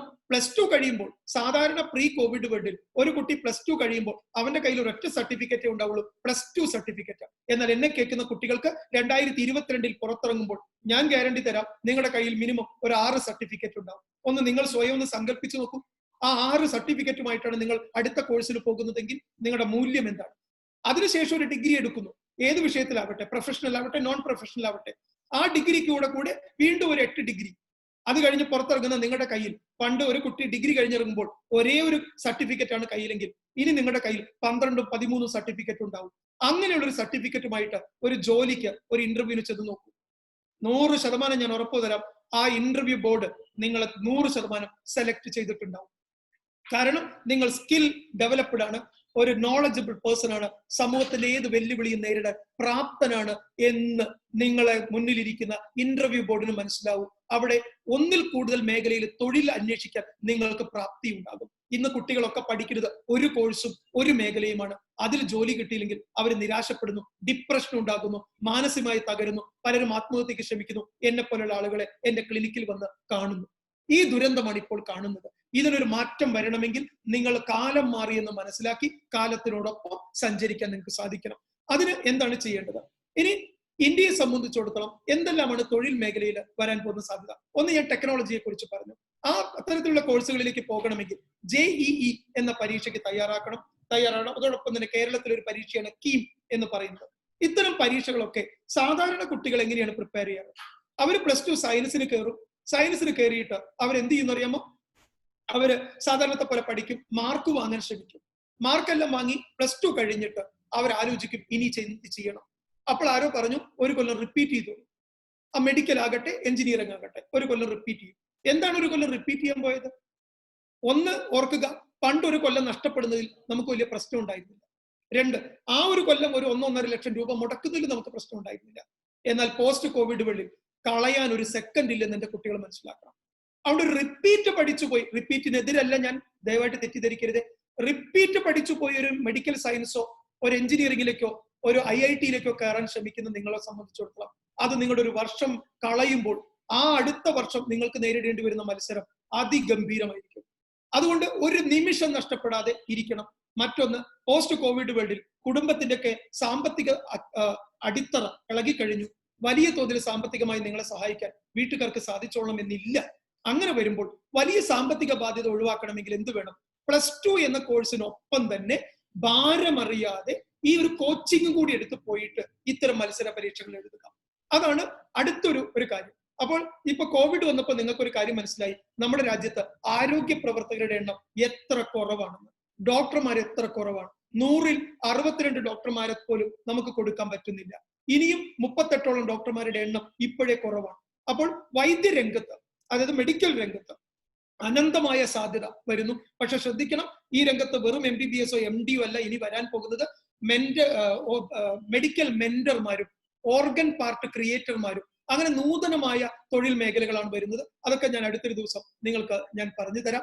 അത്തരത്തിലുള്ള ഒരു ലോകമാണ് വരാൻ പോകുന്നത്. അപ്പോൾ അതുകൊണ്ട് സീറ്റുകൾ ഇഷ്ടം പോലെയുണ്ട്, മത്സരിക്കാൻ ആളുകളും ഉണ്ട്, മത്സരിക്കാൻ നിങ്ങൾക്ക് സാധിക്കും. പക്ഷെ നിങ്ങൾക്ക് മത്സരിക്കാനുള്ള ആ കഴിവ് മാറ്റിവെക്കേണ്ടത് +2 എന്ന കോഴ്സിനോടൊപ്പമാണ്. അപ്പോൾ ഒരു ഇന്റഗ്രേറ്റഡ് ലേണിംഗ് പോസ്റ്റ് കോവിഡ് വേൾഡിൽ വളരെ പ്രസക്തമാണ്. ഇന്റഗ്രേറ്റഡ് ലേണിംഗ് എന്ന് പറയുമ്പോൾ അത്തരത്തിലുള്ള വിദ്യാഭ്യാസ സ്ഥാപനങ്ങളിൽ ചേർന്ന് ഒരുമിച്ച് രണ്ടും കൂടി ഒരുമിച്ച് കൊണ്ടുപോകുന്ന ഒരു പഠന സമ്പ്രദായം, അത് നിങ്ങൾക്ക് ഏറെ ഗുണം ചെയ്യും എന്നാണ് എനിക്ക് പറയാനുള്ളത്. മറ്റത് മോശമാണ് എന്ന അഭിപ്രായം എനിക്കില്ല. അപ്പോൾ ഒരു ഭാഗത്ത് വൈദ്യശാസ്ത്ര രംഗത്ത് അനന്തമായ സാധ്യത, അതോടൊപ്പം തന്നെ പാരാമെഡിക്കൽ രംഗത്ത് ശ്രദ്ധിക്കണം, പല കോഴ്സുകളും അപ്രസക്തമാണ്. പലതിലും പോയി ചാടി വീണേക്കരുത്. എന്നാൽ നൂതനമായ കോഴ്സുകൾ, ഇപ്പൊ നിങ്ങൾ കേട്ടിട്ടുണ്ടോന്ന് അറിയില്ല, 2 കൊല്ലം മുമ്പ് മാത്രം വന്നൊരു കോഴ്സാണ് BSc ക്യാൻസർ എന്ന് പറയുന്നത്. അതിന് ഇപ്പം സാധ്യതയുണ്ട്, ഭാവിയിൽ സാധ്യത കുറഞ്ഞേക്കാം. ഇത്തരത്തിലുള്ള നൂതനമായ കോഴ്സുകൾ ഓരോ കൊല്ലവും അവതരിപ്പിക്കുന്നു. ഒരു കാര്യം കൂടി ഇമ്പോർട്ടന്റ് ആയിട്ട് പറഞ്ഞ് ഞാൻ ഏതാണ്ട് അവസാനിപ്പിക്കാം. നിങ്ങൾക്ക് സംശയങ്ങൾ ചോദിക്കാനുള്ള സമയമാണ്. ഏറ്റവും പ്രധാനം, പ്രീ കോവിഡ് വേൾഡിൽ ഒരു മാറ്റം ഉണ്ടാകാൻ 5 വർഷം എടുത്തിരുന്നു. 5 കൊല്ലം കൊണ്ടാണ് ഒരു ചേഞ്ച് ഉണ്ടാവുക. എന്നാൽ പോസ്റ്റ് കോവിഡ് വേൾഡിൽ ഓരോ മാസവും മാറ്റം ഉണ്ടാവും. വിദ്യാഭ്യാസ രംഗത്ത് അവതരിപ്പിക്കപ്പെടുന്ന കോഴ്സിൽ, അതോടൊപ്പം തന്നെ ഇനി തൊഴിൽ മേഖലയിലൊക്കെ വലിയ വലിയ മാറ്റങ്ങളാണ് നിമിഷ നേരങ്ങളെ കൊണ്ട് സംഭവിക്കുക. അതുകൊണ്ട് ഓരോ നിമിഷവും നമ്മൾ അലേർട്ടായിട്ടിരിക്കണം, മാറ്റത്തിനൊപ്പം സഞ്ചരിക്കണം, മാറ്റത്തെ അതിജീവിച്ചുകൊണ്ട് മുന്നോട്ട് പോകാൻ നിങ്ങൾക്ക് സാധിക്കണം. കൊറോണയെ ഭയക്കണ്ട, അതിനപ്പുറം ഇനി മറ്റെന്തെങ്കിലും ദുരന്തം വന്നാലും എന്റെ കുട്ടികൾ ഭയക്കണ്ട എന്നാണ് എനിക്ക് പറയാനുള്ളത്. കാരണം ഭയം എവിടെയും നമ്മളെ കൊണ്ടെത്തിക്കില്ല. പക്ഷെ ആ മാറ്റത്തിന് ഉൾക്കൊള്ളണം. അടുത്തത് മാനേജ്മെന്റ് രംഗത്താണ് ഇന്ത്യയിൽ ഇനി മറ്റൊരു വലിയ സാധ്യതയുള്ളത്. ഒന്ന് ടെക്നോളജി, ഏറ്റവും മികച്ച സാധ്യത, ഒപ്പത്തിനൊപ്പം വൈദ്യശാസ്ത്രത്ത് സാധ്യത, 3 മാനേജ്മെന്റ് രംഗത്ത്, 4 ഓൺട്രപ്രണർഷിപ്പ്, സ്വന്തമായി സംരംഭങ്ങൾ തുടങ്ങുക. ഈ 4 എണ്ണമാണ് വരാൻ പോകുന്ന ലോകത്തിന്റെ ഏറ്റവും വലിയ സാധ്യതകളായിട്ട് പറയപ്പെടുന്നത്. എന്നർത്ഥം മറ്റൊന്നിനൊന്നിനും സാധ്യതയില്ല എന്നല്ല. അതിനൊക്കെ ഇപ്പൊ മാനവിക വിഷയങ്ങളാകട്ടെ, ഹ്യൂമാനിറ്റി സബ്ജക്റ്റുകൾക്കൊക്കെ പ്രസക്തിയുണ്ട്, കൊമേഴ്സ് സബ്ജക്റ്റുകൾക്ക് പ്രസക്തിയുണ്ട്, ഒന്നും മോശമല്ല. പക്ഷേ ഈവൻ ഒരു ചാർട്ടേഡ് അക്കൗണ്ടൻസിക്ക് പോകണമെങ്കിൽ പോലും നിങ്ങൾ സയൻസിലൂടെ ആണെങ്കിൽ നിങ്ങൾക്ക് കൂടുതൽ എളുപ്പമാണ്. മാത്തമാറ്റിക്സ് ഉണ്ട് കയ്യിൽ, മത്സര പരീക്ഷ പാസ്സാകാൻ പറ്റും. അതുപോലെ തന്നെ നിരവധി പുത്തനായിട്ടുള്ള തൊഴിൽ മേഖലകൾ കടന്നു വരുമ്പോൾ അതിലേക്കൊക്കെ കടന്നു പോകാൻ ഈ ഒരു രീതിയിലുള്ള ഒരു പഠനം നിങ്ങളെ ഏറെ സഹായിക്കും. ആ രീതിയിലാണ് നിങ്ങൾ ഷേപ്പ് ചെയ്യേണ്ടത്. മാത്രമല്ല, ഒരു കാര്യം കൂടി പറഞ്ഞ് അവസാനിപ്പിക്കട്ടെ. എന്റെ ക്ലാസ് നിങ്ങൾക്ക് ഇഷ്ടപ്പെടുന്നു ഞാൻ വിചാരിക്കുന്നു.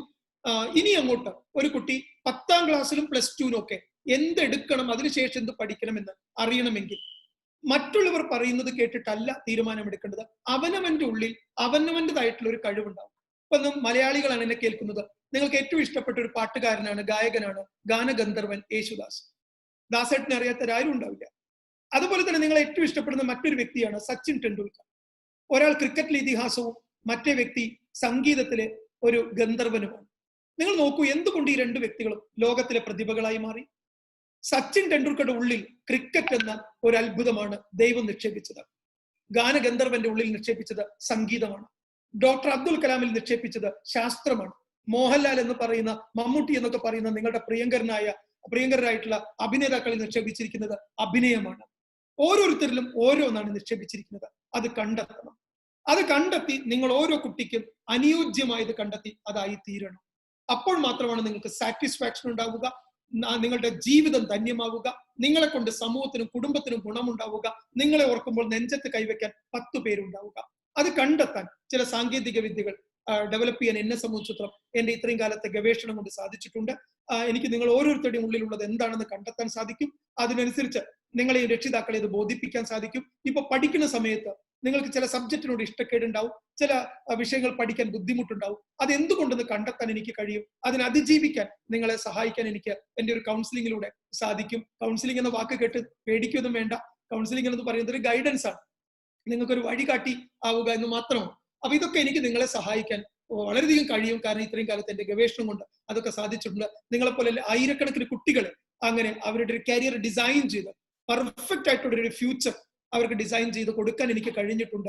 നിങ്ങളെപ്പോലെ നല്ല കുട്ടികളുടെ ഒരു വലിയ നിര എന്റെ കൂടെ ഉണ്ട്. ഒരു ഭാഗ്യമാണ് എന്ന് മാത്രം സൂചിപ്പിച്ചുകൊണ്ട് ഇത്തരത്തിലുള്ള ഒരു വിദ്യാഭ്യാസത്തിന്റെ മാറ്റം അത് മനസ്സിലാക്കിക്കൊണ്ട് പോകും. അല്ലാണ്ട് എടുത്തു ചാടി ആരോ പറയുന്നത് കേട്ടിട്ട് ഒരു ആപ്ലിക്കേഷൻ കൊടുത്ത് കിട്ടുന്ന കോഴ്സിൽ പോയി അങ്ങ് ജീവിതം ഹോമിക്കാതിരിക്കൂ എന്നാണ് ഈ ഒരു വെബിനാറിലൂടെ എനിക്ക് പറയാനുള്ളത്. അതുകൊണ്ട് ഈ കൊല്ലം കൊറോണയ്ക്ക് നന്ദി പറയാം. കാരണം കൊറോണ വന്നതുകൊണ്ട് ഇതൊക്കെ ചിന്തിക്കാൻ നമുക്ക് സമയം കിട്ടി എന്നുള്ളതാണ്. കൊറോണ വന്നില്ലായിരുന്നെങ്കിലോ ഈ സമയം നിങ്ങളൊക്കെ ഒന്നുകിൽ ഹ്യൂമാനിറ്റീസോ കൊമേഴ്സോ VHSCയോ സയൻസോ എന്തൊക്കെയോ എടുത്തുപോയി നിങ്ങൾ എന്തൊക്കെയോ ആയി തീർന്നേനെ. അതൊന്നുമില്ലാതെ ചിന്തിക്കാൻ സമയം കിട്ടി, അന്വേഷിക്കാൻ സമയം കിട്ടി, ഒരാളുടെ സംശയം ചോദിക്കാനുള്ള അവസരം കിട്ടി. ഇത് കേൾക്കുന്ന രക്ഷിതാക്കളും കുട്ടികളും ഈ അവസരങ്ങളൊക്കെ ഉപയോഗിക്കണം എന്നാണ് എനിക്ക് പറയാനുള്ളത്. അപ്പോൾ ഇനി നിങ്ങൾക്ക് ചേർന്ന കോഴ്സ് ഡിസൈൻ ചെയ്ത് അതിന് പറ്റിയ സ്ഥാപനങ്ങൾ ഡിസൈൻ ചെയ്ത് മുന്നോട്ട് പോയാൽ ജീവിതവും ഭാവിയും ഭദ്രമാണ്. ഒരു കൊറോണയ്ക്ക് നിങ്ങളെ തകർത്തെറിയാൻ കഴിയില്ല. നിങ്ങളുടെ ഉള്ളിലുള്ള ആത്മവിശ്വാസത്തെ ജ്വലിപ്പിക്കുക. നിങ്ങൾ ഓരോരുത്തരും അതുല്യരാണെന്ന് മനസ്സിലാക്കുക. നിങ്ങളെ തോൽപ്പിക്കാൻ ലോകത്തിലൊരു ശക്തിക്കും സാധിക്കില്ലെന്ന് മനസ്സിലാക്കുക.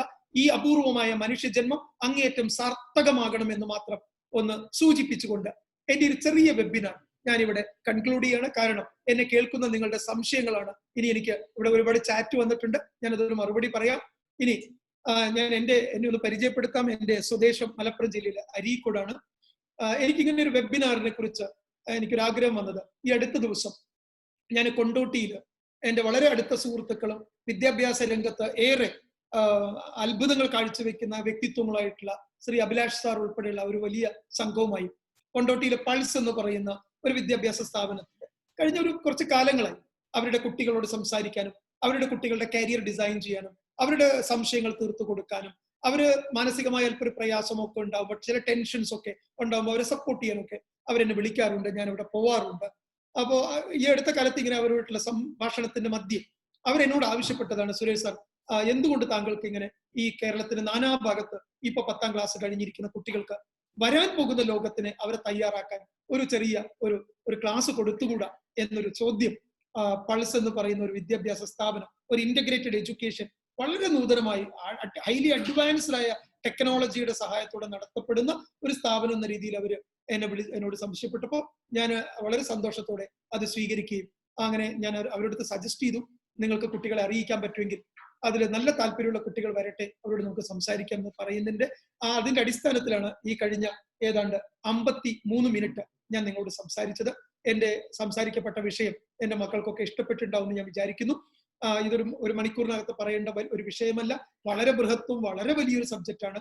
അതുകൊണ്ട് ഇത് കേൾക്കുന്ന നിങ്ങൾക്ക് ഒരു പക്ഷെ എന്നെ നേരിട്ട് കാണണമെന്ന് ഉണ്ടാകാം, എന്നോട് നേരിട്ട് സംസാരിക്കണമെന്ന ആഗ്രഹം ഉണ്ടാകാം. പാരന്റ്സിനും കുട്ടികൾക്കും അങ്ങനെ ഒരു ആഗ്രഹം ഉണ്ടെങ്കിൽ തീർച്ചയായിട്ടും നിങ്ങളെ സഹായിക്കാൻ ഞാൻ ഏറെ സന്തുഷ്ടനാണ്.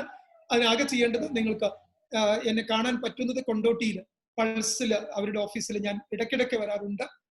അവിടെ ഇരുന്ന് ഞാൻ കുട്ടികളുമായിട്ട് സംവദിക്കാറുണ്ട്, അവരെ സഹായിക്കാറുണ്ട്. അത് നിങ്ങൾക്ക് യൂസ് ചെയ്യാം. ഇതൊരു സ്ഥാപനത്തിന്റെ പരസ്യത്തിന് വേണ്ടി പറയുന്ന തെറ്റിദ്ധരിക്കരുത്. കാരണം നല്ല കാഴ്ചപ്പാടുള്ള ആളുകൾക്ക് ഇതൊക്കെ സമ്മാനിക്കാൻ പറ്റൂ എന്നെനിക്കൊരു വിശ്വാസമുണ്ട്.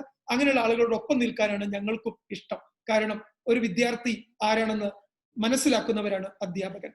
അങ്ങനെയുള്ള സ്ഥാപനങ്ങൾക്ക് മാത്രമേ ഇനി നിലനിൽപ്പുള്ളൂ. അപ്പൊ അതുകൊണ്ട് അവരുടെ വലിയ മനസ്സിന് മുമ്പിൽ എന്റെ പ്രണാമങ്ങൾ അർപ്പിച്ചുകൊണ്ട് ഇത്ര നേരം എന്നെ കേട്ട നിങ്ങൾക്ക് അത് എന്റെ കോൺടാക്ട് നമ്പേഴ്സും ഡീറ്റെയിൽസും എല്ലാം ഇപ്പോൾ നിങ്ങളുടെ ചാറ്റ് റൂമിൽ നിങ്ങൾക്ക് അതിൽ ലിങ്ക് വരുന്നുണ്ട്, നിങ്ങൾക്ക് രജിസ്റ്റർ ചെയ്യാം. അതിനകത്തുള്ള നമ്പറിൽ കോൺടാക്ട് ചെയ്യാം. നിങ്ങൾ ബുക്ക് ചെയ്യുകയാണെങ്കിൽ ഞാൻ വന്നിരിക്കാം, രാവിലെ തൊട്ട് വൈകുന്നേരം വരെ വന്നിരിക്കാം. നിങ്ങൾക്ക് രക്ഷിതാക്കളോടൊപ്പം വരാം, നമുക്ക് ഒരുമിച്ചിരുന്ന് ചർച്ച ചെയ്യാം. നിങ്ങളുടെ ഒരു ഭദ്രമായ ഭാവി ഭംഗിയായി ഡിസൈൻ ചെയ്യാം. നാളെ ഒരിക്കലും നിങ്ങൾക്ക് നഷ്ടബോധം തോന്നാത്ത രീതിയിൽ വഴി തെറ്റാതെ നമുക്ക് മുന്നോട്ട് പോകാമെന്ന് മാത്രം സൂചിപ്പിച്ചുകൊണ്ട് ഒരിക്കൽ കൂടെ എനിക്കിങ്ങനെ ഒരു അവസരം തന്നതിന് എല്ലാവരോടും നന്ദി പറഞ്ഞുകൊണ്ട് എന്നെ കേട്ട എന്റെ എല്ലാ കുട്ടികളോടും അവരുടെ രക്ഷിതാക്കളോടും നിങ്ങൾക്ക് ഭദ്രമായ ഭാവി ഉണ്ടാവട്ടെ, ദൈവാനുഗ്രഹം ഉണ്ടാകട്ടെ, വിജയം ഉണ്ടാകട്ടെ പരീക്ഷയുടെ റിസൾട്ട് വരാൻ പോകുന്നു. പ്രത്യേകിച്ച് ശ്രദ്ധിക്കുക, CBSE എന്നൊരു ഭയം നിങ്ങൾക്ക് വേണ്ട. CBSE പഠിക്കുന്നതിന്റെ ഒരു പ്രത്യേകത അത് പറയാൻ വിട്ടുപോയതാണ്. CBSE എന്ന് പറയുന്നത് ഇന്ത്യയിലെ ഏറ്റവും മികച്ച വിദ്യാഭ്യാസ ഒരു പ്രസ്ഥാനം. മത്സര പരീക്ഷകളിൽ ഒരു കുട്ടിയെ തയ്യാറാക്കാൻ ഇത്രയും നല്ല ഒരു സിസ്റ്റം ഓഫ് എഡ്യൂക്കേഷനിൽ നിന്ന് എന്റെ അനുഭവം. മാത്രമല്ല, ഒരു ഈ JEE റിസൾട്ട് ഒക്കെ എടുത്തു നോക്കിക്കഴിഞ്ഞാൽ 100 കുട്ടികൾ JEE പാസ്സാവുന്നെങ്കിൽ 72 കുട്ടികൾ പാസ്സാവുന്നത് അവർ വരുന്നത് CBSE സിസ്റ്റത്തിൽ നിന്നാണ്. ബാക്കി 28% സ്റ്റേറ്റ് സിലബസിൽ നിന്ന് വരുന്നത്. അത് സ്റ്റേറ്റ് സിലബസ് മോശമായിട്ടല്ല, അവിടെ കുട്ടികൾക്ക് മത്സരിക്കാനുള്ള ചില കപ്പാസിറ്റീസ് ഡെവലപ്പ് ചെയ്യാൻ CBSEക്ക് സാധിച്ചു എന്നുള്ളതാണ്. അവിടെ CBSE സിലബസിനെ ഭയപ്പാടോടുകൂടി കാണരുത്. മാത്രമല്ല, CBSEയുടെ +2 മറ്റൊരു ഗുണമുണ്ട്. 2ാം വർഷം മാത്രമേ പബ്ലിക് എക്സാമിനേഷൻ ഉള്ളൂ. ആ വെറും പഠിക്കാൻ വളരെ കുറച്ച് സബ്ജക്റ്റുകളെ ഉള്ളൂ എന്നൊക്കെ നിങ്ങൾ മനസ്സിലാക്കണം. അപ്പോ അത്തരം ഭയങ്ങളൊക്കെ നിങ്ങൾക്ക് വേണ്ട. സ്റ്റേറ്റ് സിലബസ് ഒട്ടും മോശമല്ല, അതും പറയാം. പിന്നെ ഇന്റഗ്രേറ്റഡ് എഡ്യൂക്കേഷൻ, അത് രണ്ടും ഒരുമിച്ച് കൊണ്ടുപോവുക. ഒരു ഭാഗത്ത് പഠനം നടക്കുന്നു, ഒപ്പത്തിനൊപ്പം അതിന്റെ നിങ്ങൾക്ക് കോച്ചിങ്ങും കൂടി കിട്ടുന്ന ഒരു സംവിധാനം ഉണ്ടെങ്കിൽ 1 വർഷം ലാഭം. അതോടൊപ്പം തന്നെ 1 വർഷം കഴിയുമ്പോൾ വിദ്യാഭ്യാസത്തിൽ വരുന്ന മാറ്റം അത് നിങ്ങൾ പഠിച്ചതിനേക്കാൾ വ്യത്യസ്തമായിരിക്കും. അപ്പൊ ആ ദുരന്തങ്ങളൊന്നും ഏറ്റുവാങ്ങാതെ വളരെ നേരത്തെ ഒരു നല്ല ജോലിയിലേക്കും ഒരു നല്ല കോഴ്സിലേക്ക് എത്തപ്പെടാൻ നിങ്ങൾക്ക് ഇത്തരം സിസ്റ്റംസ് സാധിക്കും എന്നുകൂടി ഞാൻ വിശ്വസിക്കുന്നു. ഇത് നിങ്ങളെ കറക്റ്റായിട്ട് നേരിട്ട് ബോധിപ്പിക്കാൻ എനിക്ക് സാധിക്കും, ഈ 1 മണിക്കൂർ കൊണ്ട് സാധിക്കില്ല. അതിന് നിങ്ങളോട് ക്ഷമ ചോദിച്ചുകൊണ്ട് ഒരിക്കൽ കൂടെ നിങ്ങൾക്കും കുടുംബാംഗങ്ങൾക്കും എല്ലാവർക്കും നന്മയുണ്ടാകാനും നിങ്ങൾക്ക് മികച്ച വിജയമുണ്ടാകാനും റിസൾട്ട് വരുമ്പോൾ എല്ലാവരും ഹാപ്പി ആയിട്ടിരിക്കാനും, അഥവാ ഒരു മാർക്കൊക്കെ കുറഞ്ഞാൽ നിരാശപ്പെടരുത്. അത് നമുക്ക് ഇനിയും മുന്നോട്ട് കുതിക്കാനുള്ള ഒരു ഊർജവും ആവേശവും തരുന്നതായിരിക്കട്ടെ എന്നും കൂടി പ്രാർത്ഥിച്ചുകൊണ്ട്, ദൈവാനുഗ്രഹത്തിനായിട്ട് പ്രാർത്ഥിച്ചുകൊണ്ട് എന്റെ വാക്കുകൾ ഞാനിവിടെ നിർത്തുന്നു. Doctor Suresh Kumar, temporary signing off. അതിന് നിങ്ങൾക്ക് സമയമാണ് ചോദ്യങ്ങൾ ചോദിക്കാൻ.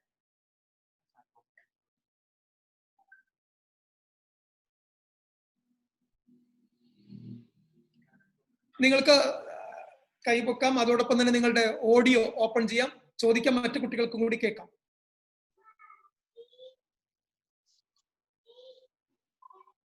അബൂബക്കർ സിദ്ദിഖ് ചോദിക്കൂ.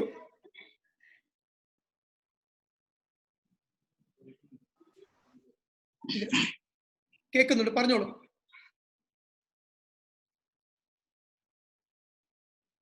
ചോദിച്ചോളൂ മോനെ.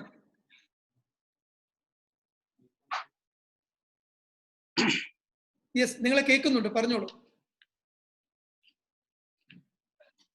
സാറ് പറഞ്ഞ ഈ ഇൻസ്റ്റിറ്റ്യൂഷൻസ് ഒക്കെ എവിടെ അറിയോ?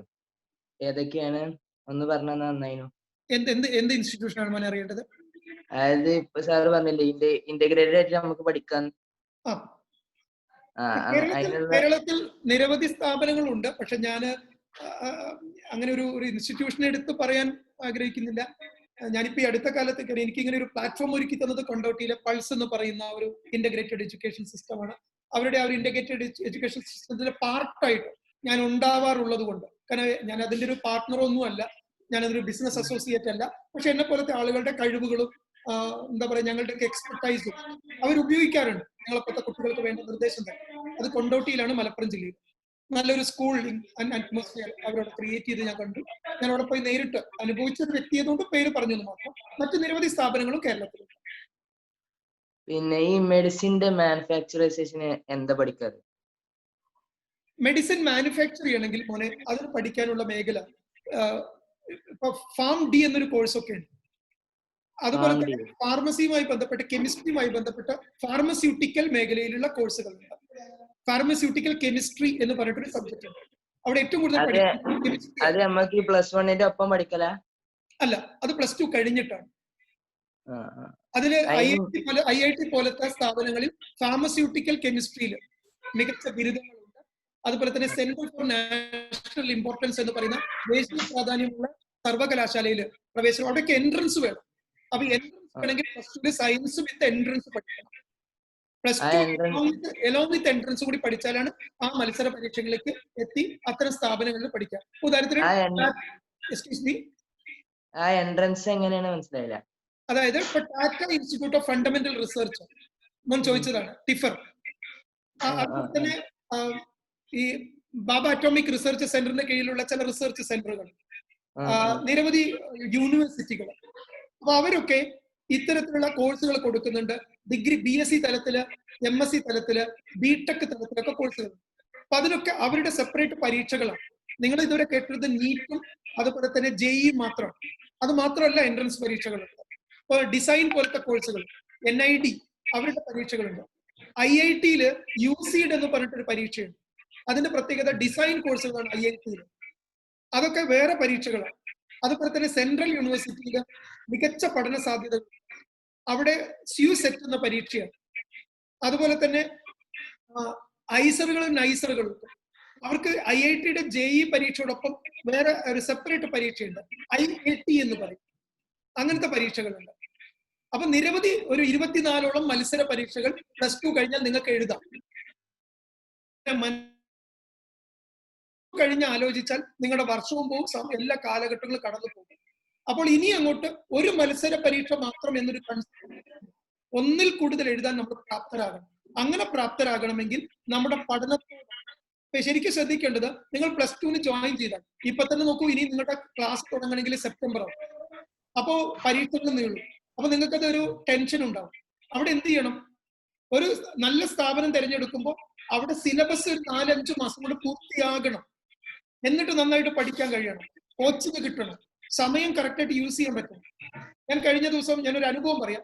ഞാൻ ഈ പൾസ് എന്ന് പറയുന്ന സ്ഥാപനത്തിൽ പോയപ്പോൾ കഴിഞ്ഞ കൊല്ലം കണ്ടൊരു കാഴ്ചയാണ്, എനിക്ക് കൂടുതൽ അറിയില്ല. 2019 ഞാനൊരു നവംബർ അവസാനമാണ് അവിടെ പോകുന്നത്, കുട്ടികൾക്കൊരു മോട്ടിവേഷൻ ക്ലാസ്. ആ സമയത്ത് ഞാൻ കണ്ടൊരു കാഴ്ച എന്തെന്ന് അറിയാം. കഴിഞ്ഞ 2019 സിലബസ് മുഴുവൻ പഠിച്ചു കഴിഞ്ഞു. പിന്നെ ഡിസംബർ, ജനുവരി, ഫെബ്രുവരി ഒക്കെ കുട്ടികൾ കോച്ചിങ് പഠനത്തെ സംബന്ധിച്ചിടത്തോളം ഫ്രീ ആണ്. അവര് പരീക്ഷകൾ നടത്തുന്നു, ഒപ്പത്തിനൊപ്പം കോച്ചിങ് കിട്ടുന്നു, അവർ മെന്റലി ഫ്രീ ആണ്. എന്നാൽ മറ്റു പല സ്ഥാപനങ്ങളും ഞാൻ ചെന്നപ്പോൾ കണ്ടത് മാർച്ചിലും 6-ാമത്തെ 7-ാമത്തെ ചാപ്റ്റർ പഠിപ്പിച്ചുകൊണ്ടിരിക്കുന്നു. ഇതെല്ലായിടത്തും ഇല്ല. ഇതുപോലത്തെ നിരവധി സ്ഥാപനങ്ങൾ കേരളത്തിൽ വേറെയുണ്ട്. ഞാൻ ആർക്കും വേണ്ടി ഒരു പബ്ലിസിറ്റിക്ക് വേണ്ടി പറയല്ല. അങ്ങനെ വേണം നമ്മൾ പഠിക്കാൻ. പരീക്ഷയുടെ തലേന്നും നമ്മൾ പഠിച്ചിട്ട് കാര്യമുണ്ട്. അപ്പോൾ നിങ്ങൾക്ക് ഇതൊരു വെബിനാറിലൂടെ മുഴുവൻ പറഞ്ഞു തരാൻ സാധിക്കില്ല. തീർച്ചയായിട്ടും നിങ്ങളെ പേഴ്സണലി ഞാൻ അസിസ്റ്റ് ചെയ്യാം.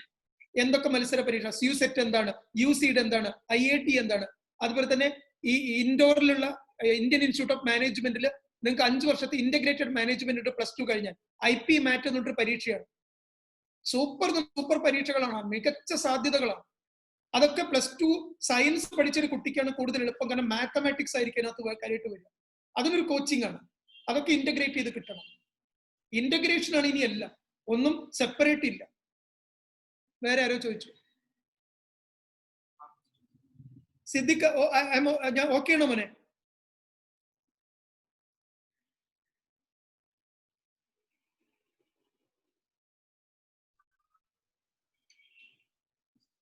എന്താണ് ചോദ്യം? ഷിനാഫ് ചോദിക്കൂ മോനെ. നമ്മള് ഈ ഭാവിയിൽ സോഫ്റ്റ്വെയർ പരമായിട്ട് നോക്കുമ്പോ അതില് കമ്പ്യൂട്ടർ സോഫ്റ്റ്വെയർ എടുക്കണമെന്നുണ്ടോ? സയൻസ് എടുക്കുമ്പോ സോഫ്റ്റ്വെയർ പഠനത്തിന് CS എടുക്കണോ? CS എടുക്കണോ? ബിടെക്കിന് 2 എണ്ണം ഉണ്ട്. ഒന്ന് കമ്പ്യൂട്ടർ സയൻസും, ഒന്ന് BTech IT ഇൻഫർമേഷൻ ടെക്നോളജി. ഇവിടെ പലർക്കും ഒരു തെറ്റിദ്ധാരണയുണ്ട്, കമ്പ്യൂട്ടർ സയൻസിലൂടെ മാത്രമാണ് സോഫ്റ്റ്വെയർ എന്ന്. അതൊരു തെറ്റിദ്ധാരണയാണ്. കാരണം അത് കമ്പ്യൂട്ടർ സയൻസ് എന്ന പേര് കേട്ട് നമ്മൾ പഠിച്ചു വരാം. പക്ഷെ ഇൻഫർമേഷൻ ടെക്നോളജിയാണ് അതിൽ കുറച്ചുകൂടി നല്ല കോഴ്സ്. കാരണം ഇൻഫർമേഷൻ ടെക്നോളജിയിൽ ഇലക്ട്രോണിക്സും കൂടി ഉണ്ടാവും. ഇലക്ട്രോണിക്സും ഉണ്ടാവും, സോഫ്റ്റ്വെയർ ഉണ്ടാവും, രണ്ടും വേണം. അപ്പൊ ഇനി അങ്ങനെ കുറച്ചുകൂടി നല്ലവ ബിടെക്കിന് ഇൻഫർമേഷൻ ടെക്നോളജി IT ആണ്. എന്നാൽ CS മോശമൊന്നുമല്ല. സോഫ്റ്റ്വെയർ രംഗത്ത് നിങ്ങൾക്ക് ഇനി അനന്ത സാധ്യതകളും ഉണ്ട്. ഇപ്പൊ നോക്കൂ, മൊബൈൽ ആപ്പുകളൊക്കെ ഡെവലപ്പ് ചെയ്യണമെങ്കിൽ സോഫ്റ്റ്വെയർ ഉണ്ട്.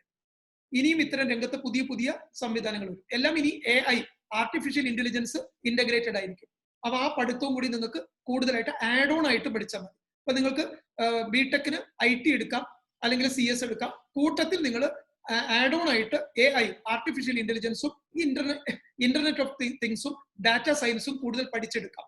അപ്പൊ എക്സ്ട്രാ ഡിഗ്രികളും കൂടി കൂടെ കിട്ടും. ആ രീതിയാണ് ഇനി പഠിക്കേണ്ടത്. അപ്പൊ അതിന് കൂടുതൽ സമയം ചെലവഴിക്കേണ്ടി വരും.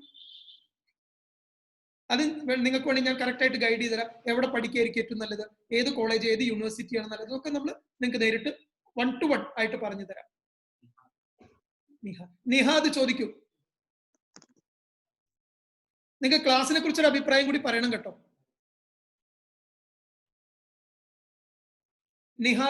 നിഹാദ് PV ഹലോ പറയൂ മോനെ. സർ, ഞാനൊരു എൻട്രൻസിന് പ്രിപ്പയർ ചെയ്യുന്ന സ്റ്റുഡന്റ് ആണ്. അപ്പം ഈ കോവിഡിന് ശേഷം മെഡിക്കൽ എഞ്ചിനീയർ രംഗത്ത് ഉണ്ടാകുന്ന മാറ്റങ്ങൾ എന്തൊക്കെയായിരുന്നു? ഒന്ന്, മെഡിക്കൽ രംഗത്തെ സംബന്ധിച്ചിടത്തോളം MBBS, ഇപ്പൊ മെഡിക്കൽ രംഗത്ത് എന്തൊക്കെയാണ് പ്രധാനപ്പെട്ട കോഴ്സുകൾ? ഒന്ന് ആധുനിക വൈദ്യശാസ്ത്രം, മോഡേൺ മെഡിസിൻ, അതായത് MBBS ഉൾപ്പെടെയുള്ള കോഴ്സുകൾ.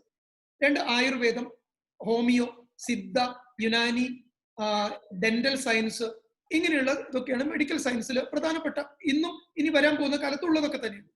പക്ഷേ ഇവിടെ ശ്രദ്ധിക്കേണ്ടത്, ഹോമിയോ എന്ന് പറയുന്ന കോഴ്സ് ആൾമോസ്റ്റ് സ്റ്റാഗ്നന്റ് ആയി കഴിഞ്ഞു. കണ്ടുപിടിച്ച രാജ്യമായ ജർമ്മനിയിൽ പോലും അത് ഔട്ടായി കഴിഞ്ഞു. സ്റ്റാഗ്നന്റ് ആണ്, രംഗത്തും ഇവിടെ വരുന്നത് കാണുന്നില്ല. പിന്നെ സിദ്ധയും യുനാനിയും ഒക്കെ ജനങ്ങൾ അക്സെപ്റ്റ് ചെയ്തുകൊണ്ടിരിക്കുന്നേ ഉള്ളൂ.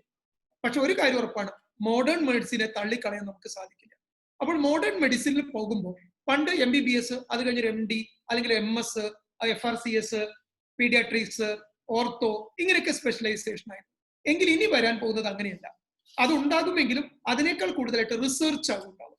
അതായത് പുതിയ പുതിയ കാര്യങ്ങൾക്ക്. അപ്പൊ ഗവേഷകന്മാർക്കാണ് ഇനി ഏറ്റവും, വൈദ്യശാസ്ത്രത്തെ ഗവേഷണം, റിസർച്ച് ഇൻ മെഡിസിൻ ആണ് നമ്പർ 1 ഓപ്പർച്യൂണിറ്റി. അതിന് തയ്യാറാകാൻ കഴിയണം. പുതിയ വാക്സിൻസ് ഡെവലപ്പ് ചെയ്യുക, പുതിയ സ്റ്റെം സെൽസ് എന്ന് കേട്ടിട്ടുണ്ടോ എന്ന് എനിക്കറിയില്ല. പുതിയ ടെക്നോളജി വരാൻ പോകണം, സ്റ്റെം സെൽഫ് ടെക്നോളജി. അതായത് പല രോഗങ്ങളെയും അടിസ്ഥാന കാരണങ്ങളിൽ തന്നെ കണ്ടെത്തി ഉന്മൂലനാശനം വരുത്തുന്ന പുതിയ ടെക്നോളജിയാണ്. ഇപ്പൊ തീരെ കണ്ണ് കാണാത്ത ആൾക്കാർ, അവർക്ക് കണ്ണിന്റെ കാഴ്ച കിട്ടണമെങ്കിൽ അവിടെ സംഭവിക്കുന്നത് ഒഫ്താൽമിക് നെർവ് ഡീജനറേഷൻ എന്ന് പറയുന്ന ഒരു രോഗമാണ്.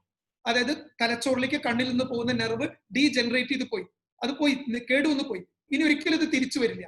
അപ്പൊ വേറൊരു മരുന്ന് കൊണ്ടത് നേരെയാവില്ല, വേറെ ചികിത്സ കൊണ്ട് നേരെയാവില്ല. അത് നേരെയാണെങ്കിൽ സ്റ്റെം സെൽഫ് തെറാപ്പി എന്ന് പറഞ്ഞ സാധനമാണ്. അതിപ്പോ വളരെ എംബ്രിയോണിക് സ്റ്റേജിലാണ്. ഇന്ത്യയിൽ അത് ഒന്നുമില്ല, അമേരിക്കയിലൊക്കെയാണ് വളരെ കുറച്ചെങ്കിലും നടക്കുന്നത്. അതിൽ അനന്ത സാധ്യതയാണ്. അപ്പൊ നിങ്ങൾ വൈദ്യശാസ്ത്രത്തിൽ പഠിച്ച് MBBS കഴിഞ്ഞ് നിങ്ങൾക്ക് നേരെ PG കഴിഞ്ഞ് സ്ട്രെയിറ്റ് അവേ റിസർച്ചിന് പോയി കഴിഞ്ഞാൽ ലോകം അറിയപ്പെടുന്ന ഒരു അത്ഭുതമായി നിങ്ങൾക്ക് മാറാൻ പറ്റും. അതൊന്ന് റിസർച്ച്. രണ്ട്, മെഡിക്കൽ മെന്റർമാർ. ഇപ്പൊ ഞാനൊരു മെന്ററാണ്, ഞാൻ സൈക്കോളജിക്കൽ മെന്ററാണ്. മനഃശാസ്ത്രമാണ് ഞാൻ നിങ്ങളെ മെന്റർ ചെയ്യുന്നത്. അതായത് നിങ്ങളെ മാനസിക ശക്തിപ്പെടുത്തുക, നിങ്ങൾക്ക് പല ഇൻഫർമേഷൻസും തരിക.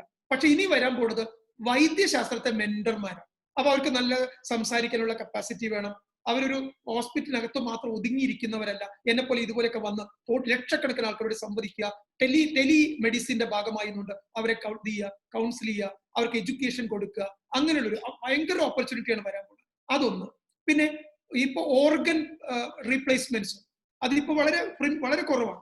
അപ്പൊ ഓർഗൻ പാർട്ട് ക്രിയേറ്റർമാർ, അങ്ങനത്തെ ഒരു മേഖല വളരെയധികം വളർന്നു വരുന്നുണ്ട്. ഇത്തരം മേഖലയിലാണ് വൈദ്യശാസ്ത്രത്തെ അത്ഭുതങ്ങൾ സൃഷ്ടിക്കുന്നത്. അപ്പോൾ മോഡേൺ മെഡിസിനെ നിങ്ങൾക്ക് തള്ളിക്കളഞ്ഞ് മുന്നോട്ട് പോകാൻ പറ്റില്ല. അതിനത്ര ഓപ്പർച്യൂണിറ്റി മറ്റൊന്നിലോട്ട് വരൂല്ല. അപ്പൊ അതുകൊണ്ട് MBBS എന്ന് പറയുന്ന അടിസ്ഥാന കോഴ്സ് മാത്രമാണ്. അതിൽ അവസാനിപ്പിക്കാതെ കുറെ മുന്നോട്ട് പോകാനുള്ള മാനസികാവസ്ഥ ഉണ്ടാക്കിയെടുക്കണം. മാത്രമല്ല, നീറ്റ് പോലത്തെ പരീക്ഷ ഒരു ദേശീയ പരീക്ഷയാണ്. അതിന് തയ്യാറെടുക്കാൻ നമുക്ക് ഒരു ഇന്റഗ്രേറ്റഡ് അപ്രോച്ചിന്, +2 ഒരു ഇന്റഗ്രേറ്റഡ് അപ്രോച്ചിന് വളരെ സഹായിക്കും. എനിക്ക് പലപ്പോഴും കണ്ടിട്ടുള്ളത്, പലരും ഇങ്ങനെ നോട്ടീസിലൊക്കെ പറയുമെങ്കിലും ആരും ഇതൊന്നും കൊടുക്കുന്നത് ഞാൻ കണ്ടിട്ടില്ല. അതായത് നോട്ടീസിൽ പറയും ഞങ്ങൾ ഒരു എൻട്രൻസ് ഓറിയന്റഡ് കോച്ചിങ് ആണെന്ന്. ഞാനൊരു കോച്ചിങ് സെന്ററിൽ കുറ്റപ്പെടുത്തുകയല്ല, പക്ഷെ പലയിടത്തും കാണാറില്ല. പക്ഷെ ഇന്റഗ്രേറ്റഡ് മെത്തേഡിൽ അത് മസ്റ്റാണ്, പാർട്ട് ഓഫ് ദി സിലബസ് ആക്കി മാറ്റാൻ ആ സ്ഥാപനങ്ങൾക്ക് സാധിക്കും. നിങ്ങളുടെ ചോദ്യത്തിന് ഉത്തരം കിട്ടിയെന്ന് ഞാൻ വിശ്വസിക്കുന്നു. എന്റെ ക്ലാസ്സിനെ കുറിച്ചുകൂടി ഒരു അഭിപ്രായം പറഞ്ഞാൽ അതെനിക്കൊരു സന്തോഷമാണ്. എനിക്കൊരു ചോദ്യം കിട്ടി, ഞാനൊരു മറുപടി പറയാണ്. ഡാറ്റ സയൻസ് കോഴ്സ് ഓഫ്ലൈനും ഓൺലൈനും ഏതാണ് നല്ലത്? ഡാറ്റ സയൻസ് ഭാവിയുടെ മികച്ചൊരു ഓപ്പർച്യൂണിറ്റിയാണ്. ഡാറ്റ ഇല്ലാണ്ട് ജീവിക്കാൻ പറ്റില്ല. ഈ അടുത്ത കാലത്ത് നിങ്ങൾ കേരളത്തിൽ ഏറ്റവും കൂടുതൽ കേട്ട വിവാദം സ്പ്രിംഗ്ലർ വിവാദമാണ്. കേരളത്തിലെ ആരോഗ്യ രംഗത്ത് കേരള ഗവൺമെന്റും അമേരിക്കൻ കമ്പനിയുമായിട്ടുള്ള ആ വിവാദം നിങ്ങൾ കേട്ടു. എന്തിനെ കുറിച്ചിട്ടായിരുന്നു വിവാദം? ഡാറ്റയെ കുറിച്ചിട്ടായിരുന്നു. അപ്പോൾ ഡാറ്റയാണ് ഇന്ന് ലോകം. ഇനി വരാൻ പോകുന്ന ലോകം ഡാറ്റയുടെ കയ്യിലാണ്. ഡാറ്റയുടെ വൈവിധ്യമാർന്ന യൂസേജ് ആണ്. അപ്പൊ ഡാറ്റ സയന്റിസ്റ്റ് എന്ന് പറഞ്ഞ ലോകത്തിലെ ഏറ്റവും ശമ്പളം വാങ്ങുന്ന തൊഴിലായി മാറാൻ പോകും. അപ്പോൾ രണ്ട് രീതിയുണ്ട്, ഓൺലൈനും ഓഫ്ലൈനും ഉണ്ട്. പക്ഷെ ഞാൻ പറയുമ്പോൾ ഡാറ്റ സയൻസിൽ ഓഫ്ലൈൻ ഒരു കോഴ്സ് എടുത്തിട്ട് അതിനെ സഹായിക്കാൻ വേണ്ടിയിട്ടുള്ള ആഡ് ഓൺ കോഴ്സുകൾ, അതായത് IoT, ഇന്റർനെറ്റ് ഓഫ് തിങ്സ് തുടങ്ങിയത് ഓൺലൈനും കൂടി പഠിച്ചെടുക്കുക. ഒരെണ്ണം ഓഫ്ലൈനും ഒരെണ്ണം ഓൺലൈനും, അല്ലെങ്കിൽ 1-2 ഓൺലൈനും പഠിച്ചെടുക്കുക. അതായിരിക്കും നല്ലത്. മൂസക്കുട്ടി ലൈനിലുണ്ട്. മൂസക്കുട്ടി സംസാരിക്കും. ഹലോ, നമസ്കാരം സാർ. പറയൂ. നമസ്കാരം. എന്റെ ക്ലാസ് ആ ഇഷ്ടപ്പെടും. ഞാൻ അത് പറയാൻ തന്നെ വിളിച്ചത്. ഞാൻ വർക്ക് ചെയ്യുന്ന അബുദാബി ബഹ്റൈനിലാണ്. അപ്പൊ എന്റെ മകളുണ്ട് ക്ലാസ്സില്. എന്റെ അതുപോലെ തന്നെ എന്റെ സിസ്റ്റർ മോളുണ്ട്. അപ്പൊ ഞാൻ ഒരു കൺഫ്യൂഷനിലാണ്. കാരണം രണ്ടുപേരും SSLC റിസൾട്ട് കാത്തിരിക്കുകയാണ്. അപ്പൊ എന്താണ് ചെയ്യാന്നുള്ള ഒരു കൺഫ്യൂഷനിൽ ഞാൻ നിന്ന് അവരെ പഠിപ്പിക്കുന്ന കാര്യത്തില്ല. വളരെ ഇഷ്ടപ്പെട്ടു സാറിന്റെ ക്ലാസ്. പ്രത്യേകം നന്ദി പറയാൻ വേണ്ടി വിളിച്ചത്. ഡിസിഷൻ എടുക്കാൻ പറ്റും എനിക്ക്. ഓക്കെ, തീർച്ചയായിട്ടും എന്റെ പേഴ്സണൽ സഹായം തരാം സാർ. എന്റെ നമ്പർ വിളിക്കാം. കൊണ്ടോട്ടിയിൽ വേണമെങ്കിൽ എന്നെ ഒന്ന് കാണാം. ഞങ്ങള് കോട്ടക്കലാണ്. ഞാൻ കോട്ടയ്ക്ക് നാട്ടിലെല്ലാം ഏതെങ്കിലും അതിലേക്ക് അവരെ എത്താനുള്ള സംവിധാനം ചെയ്യാം. സാറിന്റെ നമ്പർ ഇതിൽ വിടുന്നുണ്ടോ അതോ? യോ വെൽക്കം. നമുക്ക് നേരിട്ടൊന്ന് മീറ്റ് ചെയ്യാം. നല്ല പാരന്റ്സ് ആണ്. ഞങ്ങൾക്കൊക്കെ ഒരു വലിയൊരു ആവേശം തരുന്നത്. Thank you sir. ഒരു ചോദ്യം കിട്ടിയിട്ടുണ്ട്, മറുപടി പറയാം. സൈക്കോളജി ചെയ്യാൻ ഏതാണ് നല്ലത്? ഒരു സൈക്കോളജിസ്റ്റിനോട് തന്നെയാണ് ഈ ചോദ്യം. വളരെ നന്നായി, താങ്ക് യു. ചോദ്യം ചോദിച്ചത് ആരാണെന്ന് അറിയില്ല. Wonderful question. I congratulate you for the question. മനഃശാസ്ത്രം ഭാവിയിൽ വലിയ സാധ്യതയാണ്. കാരണം ഇനി ശാരീരിക രോഗങ്ങളെക്കാൾ മാനസിക രോഗം വർദ്ധിക്കുന്ന ഒരു കാലത്തേക്കാണ് നമ്മൾ പോകുന്നത്. അതുകൊണ്ട് മനഃശാസ്ത്രജ്ഞന്മാർക്ക് വലിയ സാധ്യതയുണ്ട്. പക്ഷെ ശ്രദ്ധിക്കുക, എല്ലാവർക്കും എടുത്തു പഠിക്കാൻ പറ്റുന്ന മേഖലയല്ല മനഃശാസ്ത്രം. മനഃശാസ്ത്രത്തിൽ ഏറ്റവും പ്രധാനപ്പെട്ട 2 കോഴ്സുകളാണുള്ളത്. ഒന്ന് ക്ലിനിക്കൽ സൈക്കോളജി, 2 ഹെൽത്ത് സൈക്കോളജി.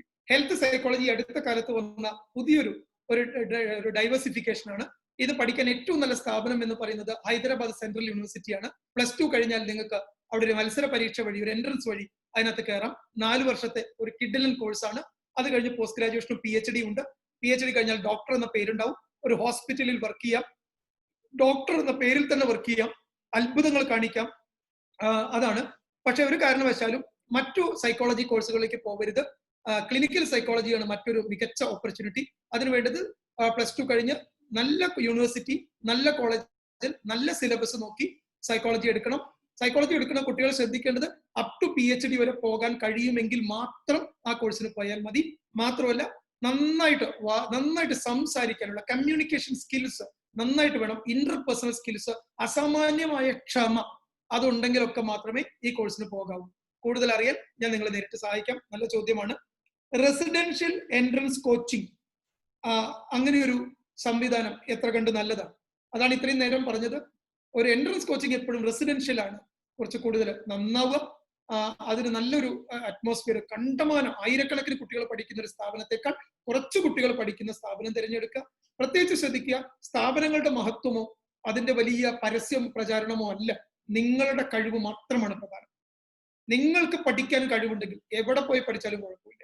അവിടെ നിങ്ങൾക്ക് കുറച്ച് കുട്ടികൾ, ഓരോ കുട്ടിയും കെയർ ചെയ്യുന്നുണ്ടോ നോക്കുക, റിസൾട്ട് നോക്കുക. ഇതൊക്കെയാണ് അവിടെ ചെയ്യേണ്ടത്. ഇത്രയാണ് അതിന് ഉത്തരം. വേറെ എന്താണ് ചോദ്യങ്ങൾ വന്നിരിക്കുന്നത്? ഇന്റർനെറ്റ് ഓഫ് തിങ്സ്, IoT, അത് ഈ ടെക്നോളജിയുടെ പുതിയൊരു പ്രൊഡക്റ്റ് ആണ്. ഇത് പഠിക്കാൻ ഇന്ത്യൻ ഇൻസ്റ്റിറ്റ്യൂട്ട് ഓഫ് ഇൻഫർമേഷൻ ടെക്നോളജിയും ഇന്റർനാഷണൽ ഇൻസ്റ്റിറ്റ്യൂട്ട് ഓഫ് ഇൻഫർമേഷൻ ടെക്നോളജിയാണ് ഇന്ത്യയിലെ ഏറ്റവും മികച്ച 2 സ്ഥാപനങ്ങൾ. അതോടൊപ്പം തന്നെ IIT-കളിലുള്ള ഒരുമാതിരി എല്ലാ IIT-യിലും ഇത് വന്നു കഴിഞ്ഞു. NIT-കൾ നല്ല ഓപ്പർച്യൂണിറ്റിയാണ്. അത് കഴിഞ്ഞാൽ ഇന്ത്യയിൽ നിരവധി നല്ല ക്യാമ്പസുകൾ, ബിറ്റ്സ്, പിലാനി നല്ലൊരു ക്യാമ്പസ് ആണ്. അതിന് നിരവധി ക്യാമ്പസുകളിൽ IoT പഠിക്കാം. അത് ഭാവിയുടെ മികച്ച സംഭാവന നൽകുന്ന ഒരു കോഴ്സാണ്. സൻഫീർ, ചോദിച്ചോളൂ.